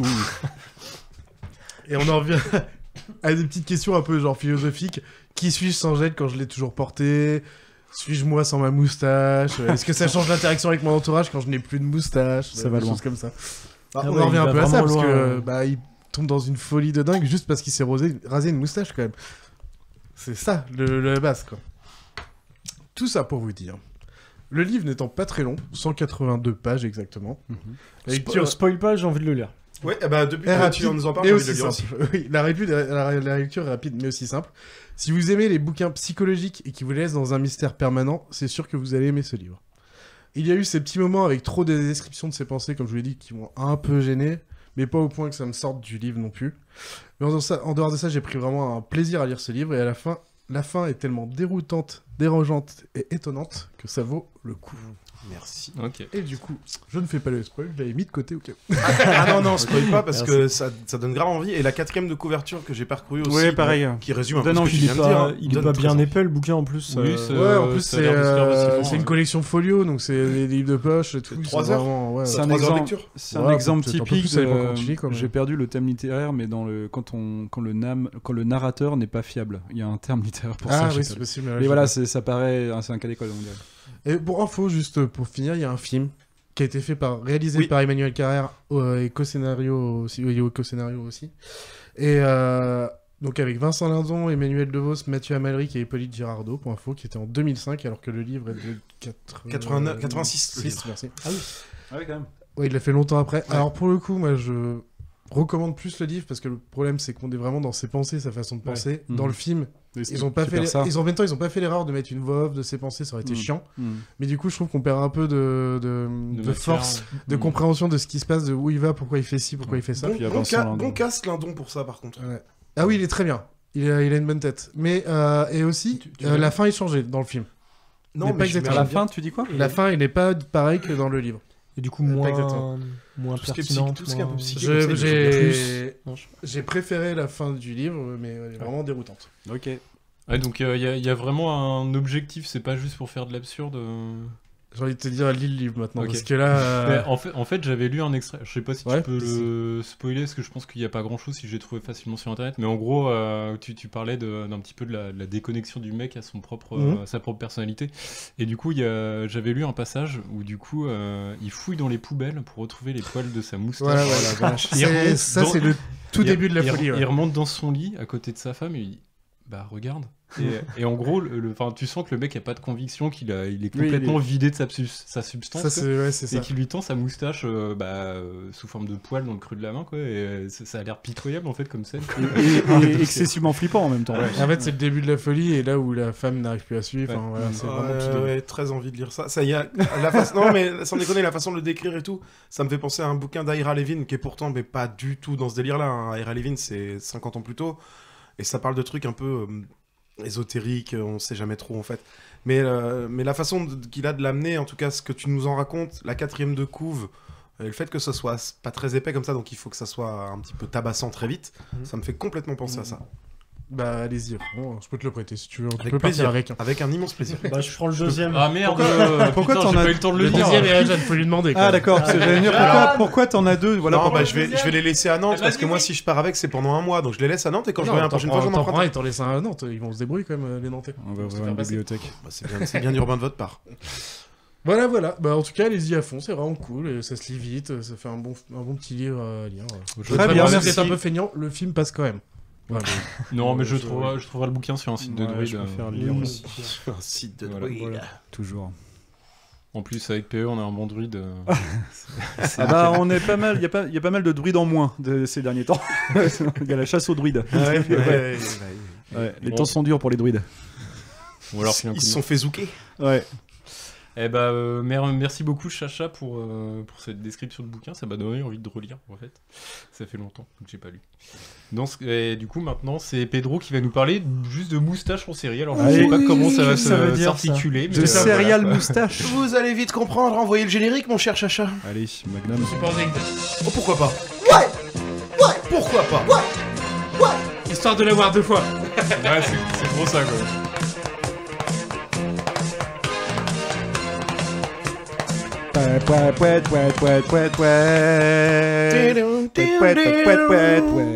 Effectivement, on va aussi un peu parler de ça. Alors, je vais commencer comme je m'étais préparé. Ok. Bonjour et bienvenue à cette première cérémonie de remise des stages d'or de la télévision. Merci du calme. Je vous rappelle le concept, nous sommes ici pour que je décerne après moult délibérations au sein d'un jury composé de Me, Myself and I, plusieurs stages d'or récompensant les acteurs, ou l'acteur, et pour une fois je suis sûr que personne ne se plaindra pas qu'il n'y ait pas d'actrice, de séries télévisées portant le mieux la moustache dans les catégories que vous allez découvrir en direct parce que j'ai pas 15 ans pour vous pitcher le bousin bande de moules. Sans plus attendre, dans la catégorie moustache et espiègle et polisson, les nominés sont Pedro Pascal pour son rôle de Mandalorian dans The Mandalorian, Aidan Gillen ou Littlefinger dans Game of Thrones, et David Suchet dans Hercule Poirot. Étant donné que Pedro Pascal ne montre jamais sa tronche et que Aidan Gillen est très énervant, en plus de porter un mini-book détruisant tout, la victoire Attends, avant de donner le trophée, dans The Mandalorian, il enlève son casque. Ah non, tu le vois 2 minutes. 2 fois. Et il a pas la moustache quand il enlève le casque. Ah si, alors si. Tu laisses le jury délibérer, toi. Il avait vraiment la moustache pendant le tournage, sauf qu'à un moment donné, tu le vois de dos, donc je sais pas comment tu fais pour. Si, tu le vois de face. Ah, tu le vois de face en Mandalorian. Et pas sûr qu'il ait la moustache. Écoute, dans cette première saison. Enfin bref, le jury a décidé. Il y avait pas. Et le jury a décidé de toute façon. Il gagne pas donc. Que la victoire revient facilement, mais non sans mérite, à David Suchet, qui incarna durant 70 épisodes Hercule Poirot, 70. détective belge, monsieur. N'ayant pas son pareil pour résoudre les enquêtes les plus délicates de 89 à 2013. Il y a Mélanie Laurent qui se casse, elle est pas d'accord. Le personnage d'Hercule Poirot, inspiré des romans d'Agatha Christie, est magnifiquement campé à l'écran par l'acteur de théâtre britannique de 76 ans aujourd'hui, qui ne porte pas la moustache dans la vie de tous les jours. Attends, Bravo, c'était quelle Jude. catégorie là? C'était Moustache espiègle et polissonne. Bon, Hercule Poirot, polissonne. C'est la moustache qui espiègle les polissonnes, pas Hercule Poirot. Oui, quand il fait son petit sourire là. C'est vrai. Oui, c'est vrai. Nous allons maintenant aborder une catégorie qui va vous plaire, je le sais. Nous allons arborer. Hein. Dans la catégorie moustache de gros bâtard. Borat. Les nominés sont... Bah non, il fait pas une série Borat, si t'avais suivi. Hulk Hogan. Bryan Cranston pour son rôle de Walter White dans Breaking Bad ou Breaking Bad, la chemiste au Québec. Wagner Moura pour son interprétation de Pablo Escobar dans Narcos. Voilà. Ou Robert Knepper pour son rôle de T-Bag dans Prison Break. Oh non. Alors, on va tout de suite évacuer cet enfoiré de Robert Knepper qui est accusé d'agression sexuelle. Il y a donc match entre Coke et Met. Et à ce petit jeu, on va récompenser l'audace de Brian, qui, muni d'un crétin... Qui, muni d'un crétin niveau collège, 3 tubes à essai et un camping-car, réussit à produire la meilleure Met, la plus pure des States. Puis on notera aussi moustache, que chez Brian, ou plutôt Walter, la moustache apparaît en même temps que la connardise. Et puis Pablo, il construisait des écoles, il aimait le foot... On peut pas être un mauvais type dans le fond quand on fait tout ça. Voilà. On notera également que Brian a interprété Walt de 2008 à 2013 sur AMC, sa performance qui a permis entre autres à Breaking Bad de remporter de nombreuses récompenses, 87 Emmy Awards, dont 4 du meilleur acteur pour Bryan Cranston himself. Et vu comment ça se termine pour sa moustache et le reste de sa personne, rappelons, si c'est encore obligatoire après l'épisode de la saison dernière, que la drogue, c'est mal. Surtout que sa moustache a fini en boucle. Et ça c'est triste. C'est très triste. Elle finit très mal. Elle finit très très mal. Dans la catégorie moustafette ou moustache dans une estafette, les nominés sont Tom Selleck pour son rôle de Thomas Magnum dans Magnum, Ted Levine, aka Captain Leland très chiant à dire celui-là, Stottelmeyer dans Monk, ou Colin Farrell, qui est Ray Velcoro dans True Detective, saison 2. Ah ouais, mais j'ai pas... Ouais. Bah non, on s'en fout. Et là, j'ai une nomination spéciale pour Pablo Schreiber, le gros connard de garde George Mendes d'Orange is the New Black, parce qu'il aurait pu être dans la catégorie précédente. Bon, trêve de suspense, ça sera pas Pablo, parce que c'est un personnage secondaire déjà, et puis parce que j'avais pas envie, objectivement. Voilà. Ça sera pas non plus Colin, parce qu'il avait qu'à être un bon acteur. Allez. Non, c'est pas sa faute, c'est le scénario qui était pas ouf sur la saison. Ah non, 2, mais quoi. Je l'ai vu dans d'autres trucs aussi. Et ça ne sera pas non plus Ted Levine parce qu'il est vraiment aussi con que sa moustache est épaisse. Bravo à Tom, donc, qui porte aussi la stage dans Blue Blood, d'ailleurs, une autre série policière américaine, mais que je n'évoquerai pas plus que ça, étant donné qu'elle est à la télé ce que le couteau est à la purée. Dans Friends aussi, bah oui, il mais l'a de toute façon, toujours. tout à fait, mais ce n'est pas une série policière, c'est pour ça qu'elle n'est pas citée dans la moustafette. Est-ce qu'il est déjà apparu sans moustache? Oui, c'est possible. Il y a des trucs sans moustache. Certains prétendent l'avoir déjà vu. Oui. En tout cas, on ne les a jamais vus ensemble. Je crois qu'à une époque, il y avait Walker Texas Ranger qui le cherchait. Il devait le chercher, il s'est rasé la moustache pour passer incognito. Je vois que ça. Toute une époque. Voilà.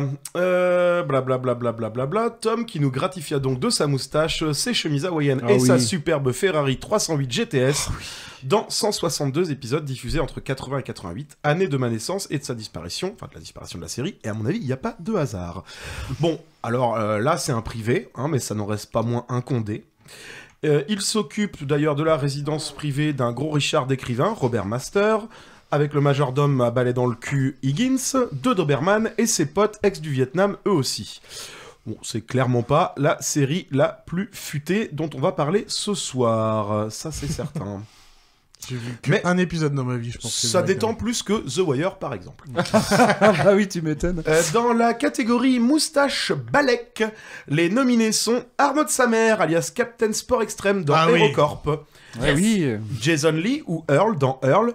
Et Clayne Crawford pour son rôle de Riggs dans L'Arme Fatale. Et là, on va faire simple. Attends. Je croyais qu'on parlait de série. Alors, tu vas réécouter ce que je viens de dire. Clayne Crawford dans son rôle... Putain, vache. Dans L'Arme Fatale. De Riggs dans L'Arme Fatale. Je me suis arrêté à Riggs dans L'Arme Fatale et c'est tout, quoi. Voilà. Clayne Crawford, donc ce n'est pas Mel Gibson. Voilà. Excuse-moi. C'est l'adaptation. Mais t'inquiète pas, j'y viens vite. Et là, on va faire simple. Donc, je vous disais, match nul. Jason, si drôle en repentir dans Earl, et Arnaud, lui aussi poilant en super-héros nanardeux féru de sport crétin, m'ont tous deux forcé à changer plusieurs fois de slip courant des années 2000. Alors que Klein, lui, dans le même temps, s'occupait de détruire méticuleusement l'un des héros de mon enfance.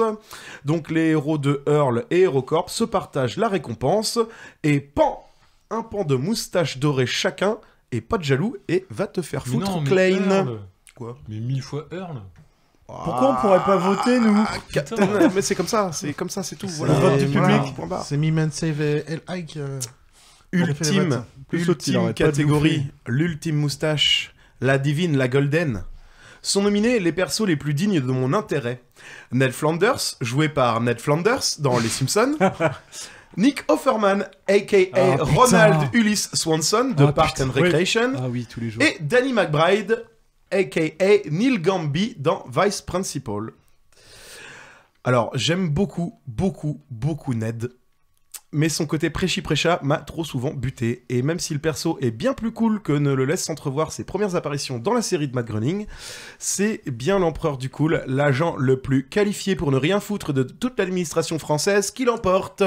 Oui, parce que j'aimais beaucoup aussi Neil Gamby, mais trop court. Il faut que vous voyez cette série, absolument, mais trop court. Seulement 2 saisons de moustache de Neil Gamby, c'était trop court. La série de Greg Daniels et Michael Schur, donc Parks and Rec, diffusé par NBC aux États-Unis, avait réuni un impressionnant casting. Amy Poehler dans le rôle principal, Nick Offerman donc, Aziz Ansari, Chris Pratt, Aubrey Plaza, Adam Scott, Rashida Jones, Rob Love, voilà, je vais pas tous vous les faire. Et pourtant, elle a longtemps peiné à s'imposer en France. La faute peut-être à une première saison un peu poussive et à la comparaison quasi constante due au format à The Office. Pourtant, dès cette première saison, un personnage a su tirer son épingle du jeu, c'est Ron Swanson. Interprété, que dis-je ? Sublimé. Merci pour ton aide. Par Nick Offerman. Et sa moustache. C'est une vraie usine à mèmes. Ah oui. Sa moustache est devenue iconique. Ses citations sont reprises sur BuzzFeed. Il a plusieurs Tumblr, dont un sur des chats qui ressemblent à Ron Swanson, et c'est très drôle. Et il a plusieurs comptes Twitter également à son nom, avec à chaque fois plusieurs dizaines de milliers d'abonnés. Normal. En termes de culte, Nick Offerman est devenu une sorte de Bill Murray du petit écran. Et j'ai pas peur des mots, clairement, les gars, je vous le dis. En 2012, une critique télé du LA Times décrivait ainsi Ron Swanson, ce personnage apparemment banal. Ouvrez les guillemets. Et vous là, je vais voir si vous avez toutes les refs. Ron Swanson ne porte pas de gilet et ne boit pas de thé. Il n'abuse pas de Vicodine. Il ne harcèle pas son équipe.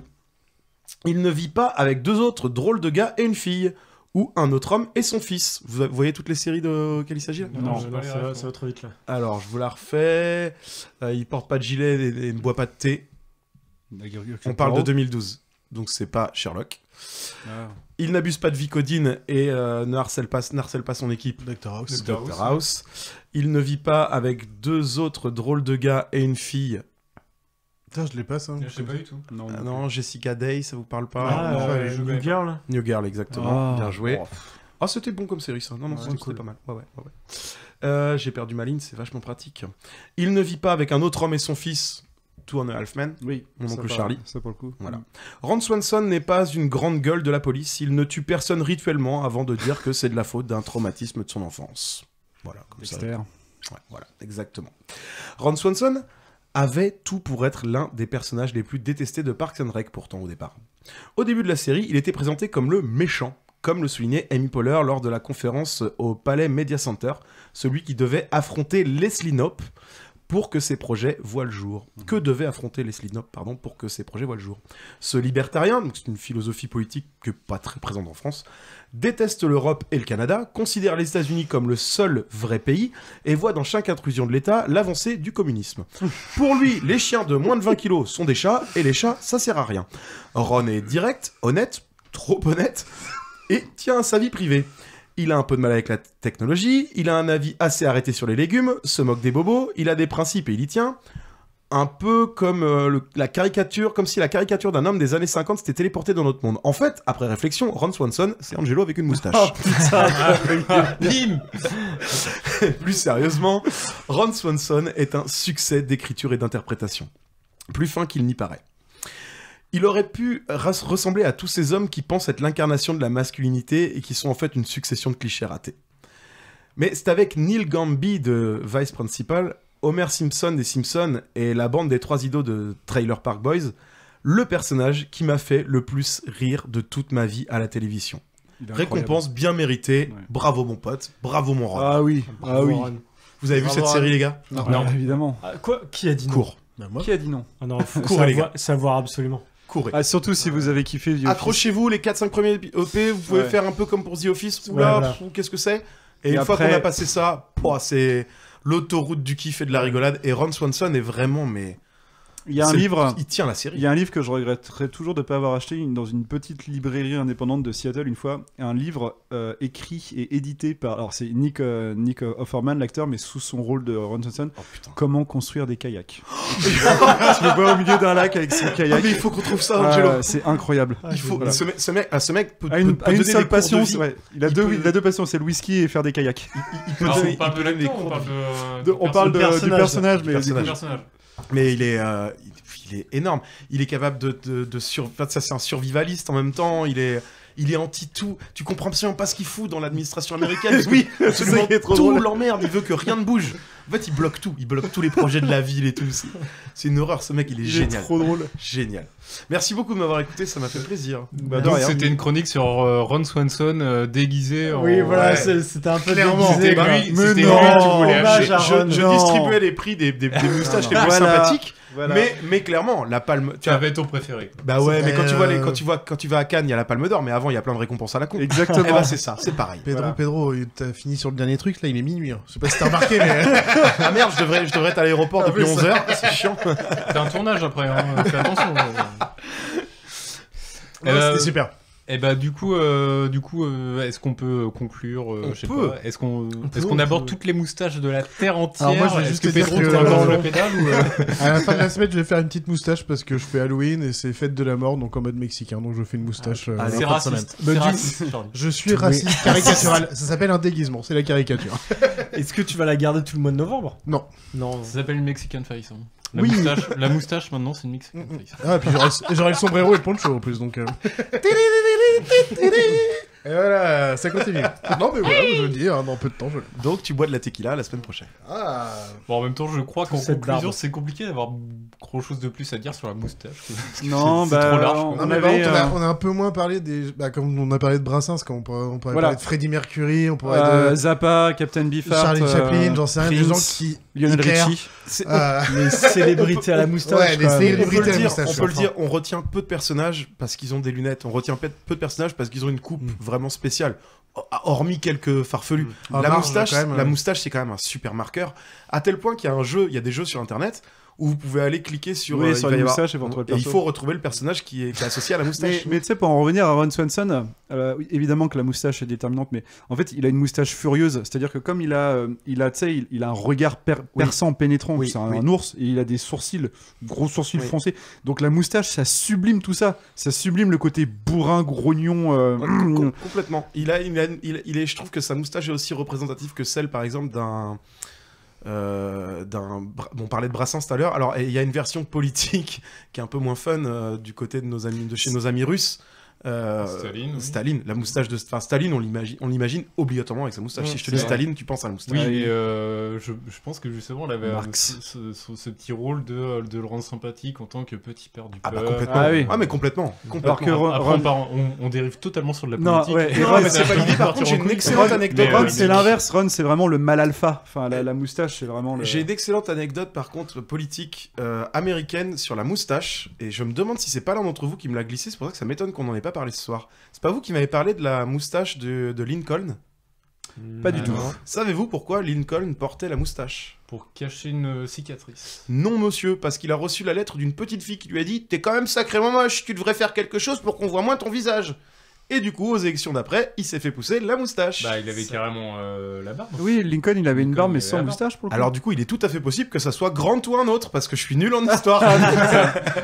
Histoire américaine. Non, j'étais persuadé que c'était Lincoln, mais je dois vous dire Roosevelt, Lincoln qu'il avait. Roosevelt avait le premier Roosevelt avait une moustache. Mais c'est Roosevelt. Lincoln, il avait il avait le collier de barbe sans la moustache pour le coup. Ça doit être Roosevelt alors. Donc ça doit être Je savais Roosevelt. que c'était un des quelques iconiques, mais je me rappelais plus lequel. Merci. Très bien. Mais oui, on a dit Zappa dans les moustaches charismatiques de la pop culture. On n'a pas trop parlé de Frida Kahlo qui se dessinait avec une moustache aussi. Non mais enfin oui mais c'était sa représentation. C'est elle qui se donnait cette représentation officielle. Et le mono-sourcil aussi. Elle jouait avec ça. Ouais, elle surjouait parce qu'en vrai elle était pas si velue que ça. On peut le dire aussi. Mais non, c'est parce qu'elle a pris cher dans sa vie et elle jouait avec son mono-sourcil. Elle jouait de son mono-sourcil pour le détourner. Et la moustache c'était le rajout. Si elle fronçait vraiment bien le visage, ça faisait peut-être moustache. Double moustache. Double moustache. N'empêche que, alors aujourd'hui c'est un symbole de masculinité, c'est vrai. Et puis voire même il y a le côté un peu étrange de la femme à barbe. Mais alors déjà rappelons aujourd'hui c'est que ça a toujours. Eh ben non justement. Si. Je te jure que non. Fin du 19e siècle en Iran, les femmes gardaient les poils de la moustache, celles qui étaient très brunes, gardaient les poils de la moustache et c'était au contraire un symbole de féminité et de beauté. Voilà. Okay. Bah, juste le petit mot pour rappeler pour le Movember. Oui, parce qu'on savent en a pas pas parlé. C'est quand même le mois en fait. Bon, les gens, s'ils le veulent, portent la moustache, le mettent sur les réseaux sociaux et tout, mais l'idée c'est de faire des dons pour tout ce qui est toute maladie reliée aux hommes, enfin plus particulièrement aux hommes, cancer de la prostate, des choses comme ça. Voilà. Et messieurs, c'est le moment où on va voir son proctologue. Oui, à partir d'un certain âge, bah oui, on va tous y passer. On est clairement dans les âges, hein, si on n'y est pas déjà passé. On va pas tarder pour certains. Oh, il y en a qui sont déjà passés. C'est quoi, c'est à quel âge il a dû y aller plusieurs fois déjà. 35 et 40, tu peux commencer à... Je vais tous les jours. C'est pour ça que tu le matin avant de se lever les dents. C'est évidemment qu'on se lève pas le matin en se disant chouette, c'est génial, je vais me faire introduire un doigt dans le cul, mais cette affaire, vraiment, ça peut sauver des vies. Mais non, mais voilà, c'est un petit truc un peu sérieux quand même, parce que c'est pour ça qu'on a choisi ce thème pour novembre, du coup, quand même. Oui, expliquer comment ça fonctionne aussi, peut-être aussi. Après, c'est pas une obligation, mais l'idée normalement, c'est que normalement, même à l'origine, je crois que tu te rases la moustache au 1er novembre, et en fait, tu vas sur un site, je n'ai plus le nom du site, mais vous trouverez bien. C'est Movember. Et en fait, tous les jours, normalement, tu mets une photo de toi, enfin ton visage, ou en tout cas de ta moustache à ce niveau-là, qui pousse tous les mois. Et l'idée, c'est de la partager sur les réseaux sociaux pour que les gens aillent voir le truc et voient les dons, où on peut faire des dons pour ce genre de maladie. Exactement. Etc.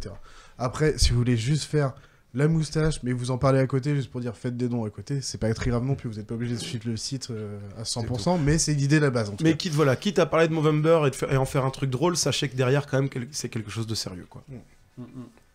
Et bien sur ce, messieurs... Mais une belle moustache, ça fait toujours plaisir, par contre. Oui. Moustachu, ça fait toujours plaisir. À part à Béa, à Morgane, à Claire... Peut-être à Jeanne aussi, je sais pas. Ah, Jeanne, non, ça lui va bien. Ouais. Ça lui va. Bah, c'est vrai qu'elle est très belle avec sa moustache. Moi, non. Pauline a dit non. Et Pauline a dit non.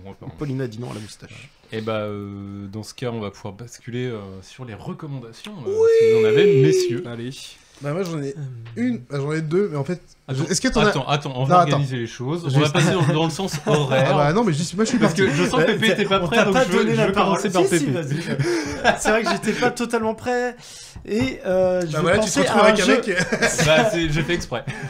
J'ai terminé un jeu vidéo qui était assez cool dernièrement. Ça s'appelle Chicory.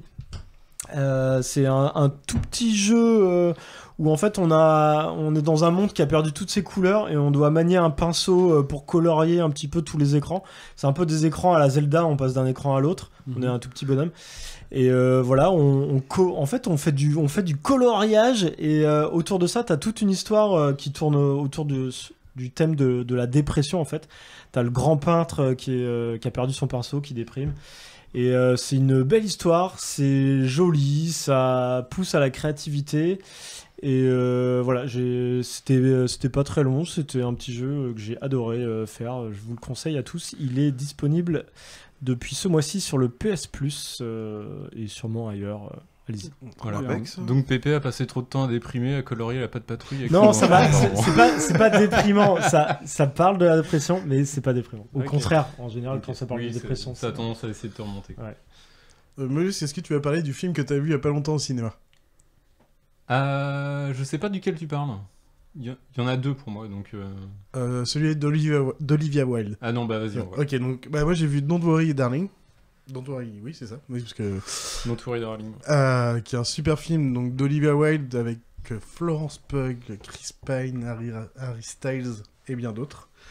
Thriller psychologique, super bon. On revient un peu sur le côté, on attend la fin pour connaître le mystère.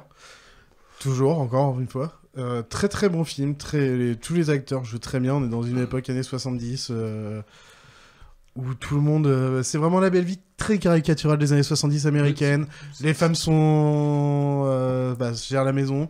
Tous les hommes partent à la même minute parce qu'ils travaillent tous au même endroit pour le projet d'un mec qui est joué par Chris Pine, mais qui on est sait un pas ce que gourou, c'est, qui est clairement qui est un gourou, gourou, on le comprend, mais c'est pour le projet, les femmes ne savent pas ce que c'est. Et c'est tout ce qu'on sait au début.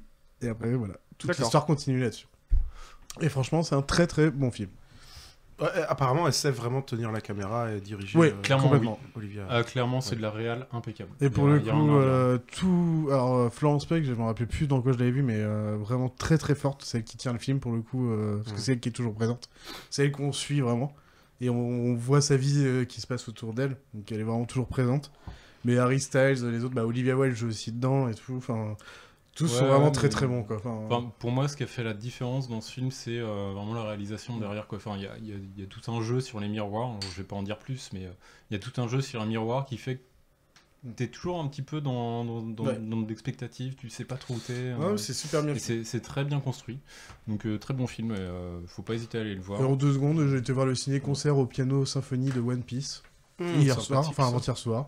Il y a ça existe pour Dragon Ball, ça existe pour Naruto, ça existe pour plein de trucs. Bientôt, il y aura aussi pour tous les sons de Final Fantasy. Allez-y à fond, c'est super cool ce genre de truc. Sympa, ça. Pour ceux qui aiment le sujet, en tout cas, c'est vraiment super bien. Alors, faut habiter, malheureusement, pour ça, ce qui est chiant, c'est qu'il faut habiter pas loin d'une grande ville quand même. Ouais, parce que là, c'était à Nantes, mais il y en a à Rennes, il y en a un peu partout, bien sûr. Ok. Mais, ouais. Donc, se tenir informé de tout ça. Ouais, il y en a un peu partout. Parce que vous êtes dans un désert médical, c'est sûr que vous aurez pas le cinoche à côté. Quoi. Ça. Mais c'est généralement pas ta principale préoccupation quand t'es dans un désert. Ça dépend, tu peux avoir envie d'aller au cinoche quand même. En tout cas, c'est sûr, oui. L'air de rien, ça fait partie des trucs qui te manquent, c'est certain. Moi, je vais pas dire c'est même réparti sur le territoire. Et même côté Nantes, le ciné-concert de Naruto, par exemple, il est au Zénith parce que c'est avec vraiment un orchestre. Et celui que j'ai vu, c'était à la Cité des Congrès de la Fleurier de Carquefou, donc faut quand même se bouger le cul pour y aller. Même de Nantes. C'est pas à côté, même si ça veut dire Carquefou c'est grand. Hein. T'es pas... Et du coup, c'est vraiment juste piano, donc c'était petite ambiance sympa avec les images en fond, c'était super, franchement c'était cool. Intimiste. Plutôt. Recommande-nous des choses, Angelo. Allez, Angelo. Bah, il y a un film que j'aimerais bien voir avec vous, que j'ai vu hier soir, que je voulais voir depuis très longtemps, un film de 92, donc la même année que Superman 2, qui s'appelle, alors en français, c'est Les hommes blancs ne savent pas sauter. Est-ce que vous connaissez ce film? C'est un type de James Dino, ça. C'est un film avec Wesley Snipes et Woody Harrelson. Alors à l'époque, ils sont très jeunes. Et, alors c'est un film de Rob Sheldon, je sais plus, dans lequel en fait 2 mecs qui sont extrêmement doués au basket commencent à arnaquer tout le monde autour d'eux en faisant des paris truqués. Et c'est un incroyable. On dirait que c'est Spike Lee qui a réalisé le film. Bah, c'est ce que j'allais ça dire, transpire les années 80-90 dans l'esthétisme, mais l'esthétisme cool des années 80-90. La bande son est incroyable, bien réalisée. En fait, c'est un film où tu te sens bien. C'est un feel good movie à voir avec les copains. Et du coup, je me dis putain ça et Moonwalker avec vous, eh ben ça sera un bon moment. Voilà. T'as plus qu'à nous inviter. Quand vous voulez. Allez. En location sur Apple TV. Voilà. Enfin, si vous voulez savoir, et sur Amazon peut-être. Voilà. Bon bah si c'est à mon tour, je vais enfoncer une porte ouverte. Pardon. Alien. Il y a la deuxième. Gremlins. Vas-y, c'est super large. Une armée et 12 sang. La deuxième partie. Le parrain alors. Harry Potter, je crois que t'aimais pas Harry Potter. En même temps, je le fais tellement souvent que je peux pas me permettre de me plaindre. Tu vas jamais pouvoir faire ta reco, mec. La deuxième partie de Ne montre jamais ça à personne est je sortie. l'ai pas encore vu. Et je vous jure que même quand on n'est pas fan d'Orelsan ou de sa musique, c'est un documentaire extraordinaire. Moi, j'ai adoré la première partie, mais je m'attendais pas à une suite. Eh ben, en fait. tu vas voir, la deuxième partie, il y a une logique. Alors, bon, je vais spoil un tout petit peu. En fait, la deuxième partie, c'est ce que voulait faire Clément Cotentin, donc le frère d'Aurélien Cotentin, qu'on connaît mieux sous le sobriquet d'Orelsan. C'est ce qu'il voulait faire au départ. Mais en fait, il s'est rendu compte, c'est-à-dire rentrer dans la technique et comment ils écrivent les morceaux et comment cette équipe de mecs-là travaille. Sauf qu'il s'est rendu compte qu'expliquer tout ça en première partie, alors qu'on connaissait pas les mecs, ça allait perdre la moitié du public, ça intéresserait que les gros aficionados. Et c'est pour ça qu'on met le droit à une première partie où il nous présente d'abord un peu toute la team et comment ils se sont rencontrés, et comment ils sont devenus potes et comment ils en sont arrivés là où ils sont aujourd'hui. Et donc cette seconde partie, plus technique, a en plus ce truc un peu ouf de tomber en plein début du confinement. Il commence à tourner vraiment tout début du confinement et du coup tu suis un peu le processus d'écriture d'Orelsan et de ses potes, mais à distance.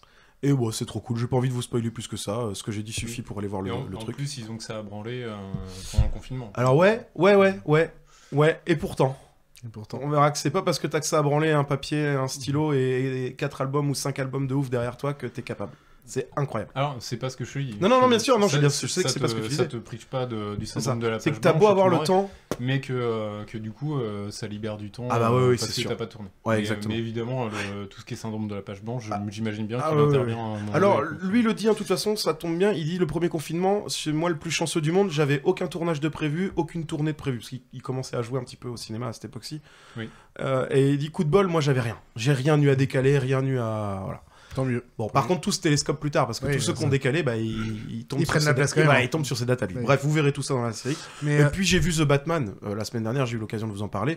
Il est sur Canal, donc je vous le dis, allez-y, foncez, parce que si comme moi vous êtes amateur d'un Batman détective, ce qu'il était à l'origine, on est dans un Batman détective. Il y a du bon et du moins bon dans le film, avec du recul, parce que je vous disais le soir là, j'étais dithyrambique, je vous disais c'est génial. Avec du recul, il y a 2-3 trucs qui vont moins bien, c'est vrai.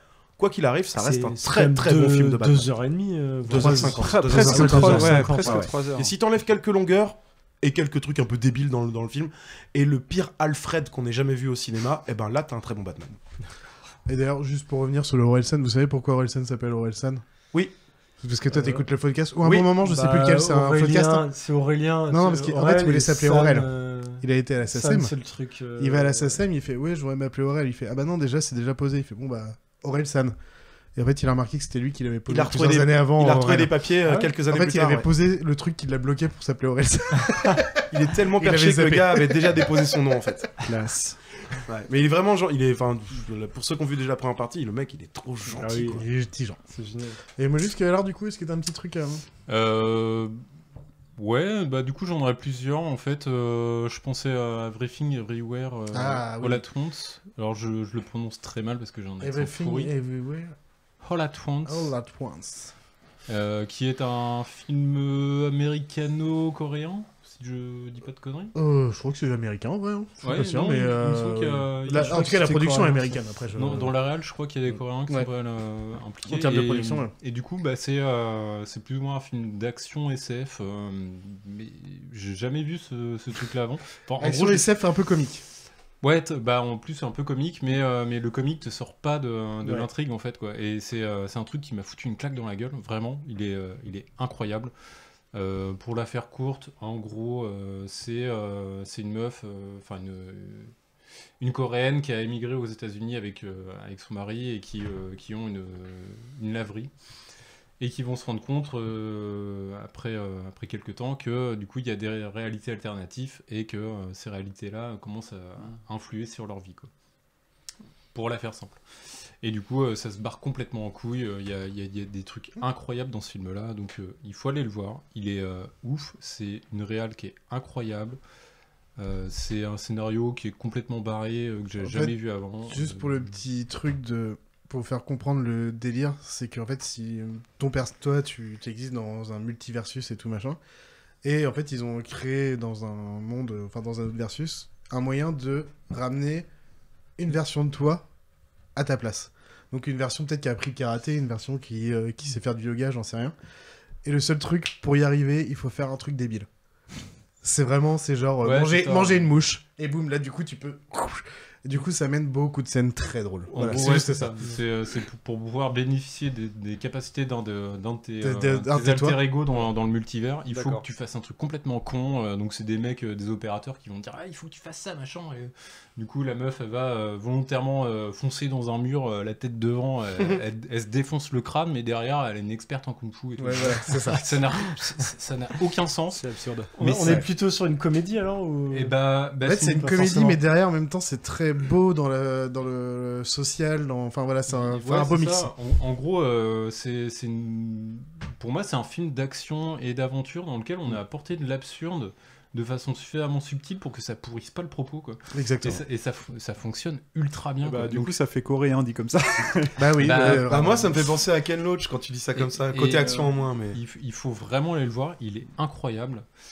Et ma deuxième reco, vite fait, bah, c'est les Invincibles.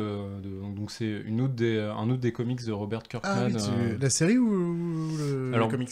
Plutôt le comics, mais la série est très bien aussi. Donc du coup, c'est par Robert Kirkman qui a écrit Walking Dead, mais qui s'est focalisé sur les super-héros, sur un truc ultra gore, ultra familial aussi, où du coup t'as un super-héros un peu en construction qui va commencer à essayer de gagner un petit peu. Qui est le fils du mec invincible. Voilà, qui est le fils du super-héros absolu, mais lui il est en train d'essayer de gagner ses armes et tout le bordel, et puis ça fait un truc... Ça surfe un peu sur le succès de The Boys? Non, parce que c'était en parallèle. Pas du tout. C'est un peu un hasard, parce que du coup, Garth Ennis a un peu sorti le truc en même temps que Kirkman. Ok, super. Donc, c'est pas du tout relié. Okay. Mais, non, c'est parce que tu disais super-héros et côté un peu gore, et j'imagine. Enfin, je connaissais ça que dans The Boys. En plus, ce qui est marrant, c'est que c'est Amazon Prime en termes de série qui le sort aussi, donc ils ont les deux. Ouais. Donc, mais du coup, oui, c'est dans le même registre, un peu révérencieux envers les super-héros.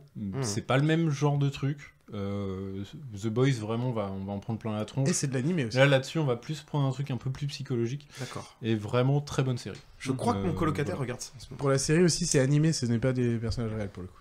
Ok. Pour la différence. Bien. Très bien. Donc voilà, c'est mes deux petites recos. Ça a l'air cool aussi, ça. Ouais, pas mal de trucs. Ouais. Bien, si on allait se raser la moustache. Allez. Ciao, ciao. Faut se la faire pousser déjà. Rasons-les-nous les uns les autres. Merci beaucoup, messieurs. Bisous à tous. C'est ce qu'il y a de plus. Ah non, c'est pas ça que je voulais chanter en plus. Non, on aurait dû chanter le générique de film. Houston, on a un problème. J'adore respirer l'odeur du napalm le matin. Pour savoir s'il va y avoir du vent, il faut mettre son doigt dans le cul du coq.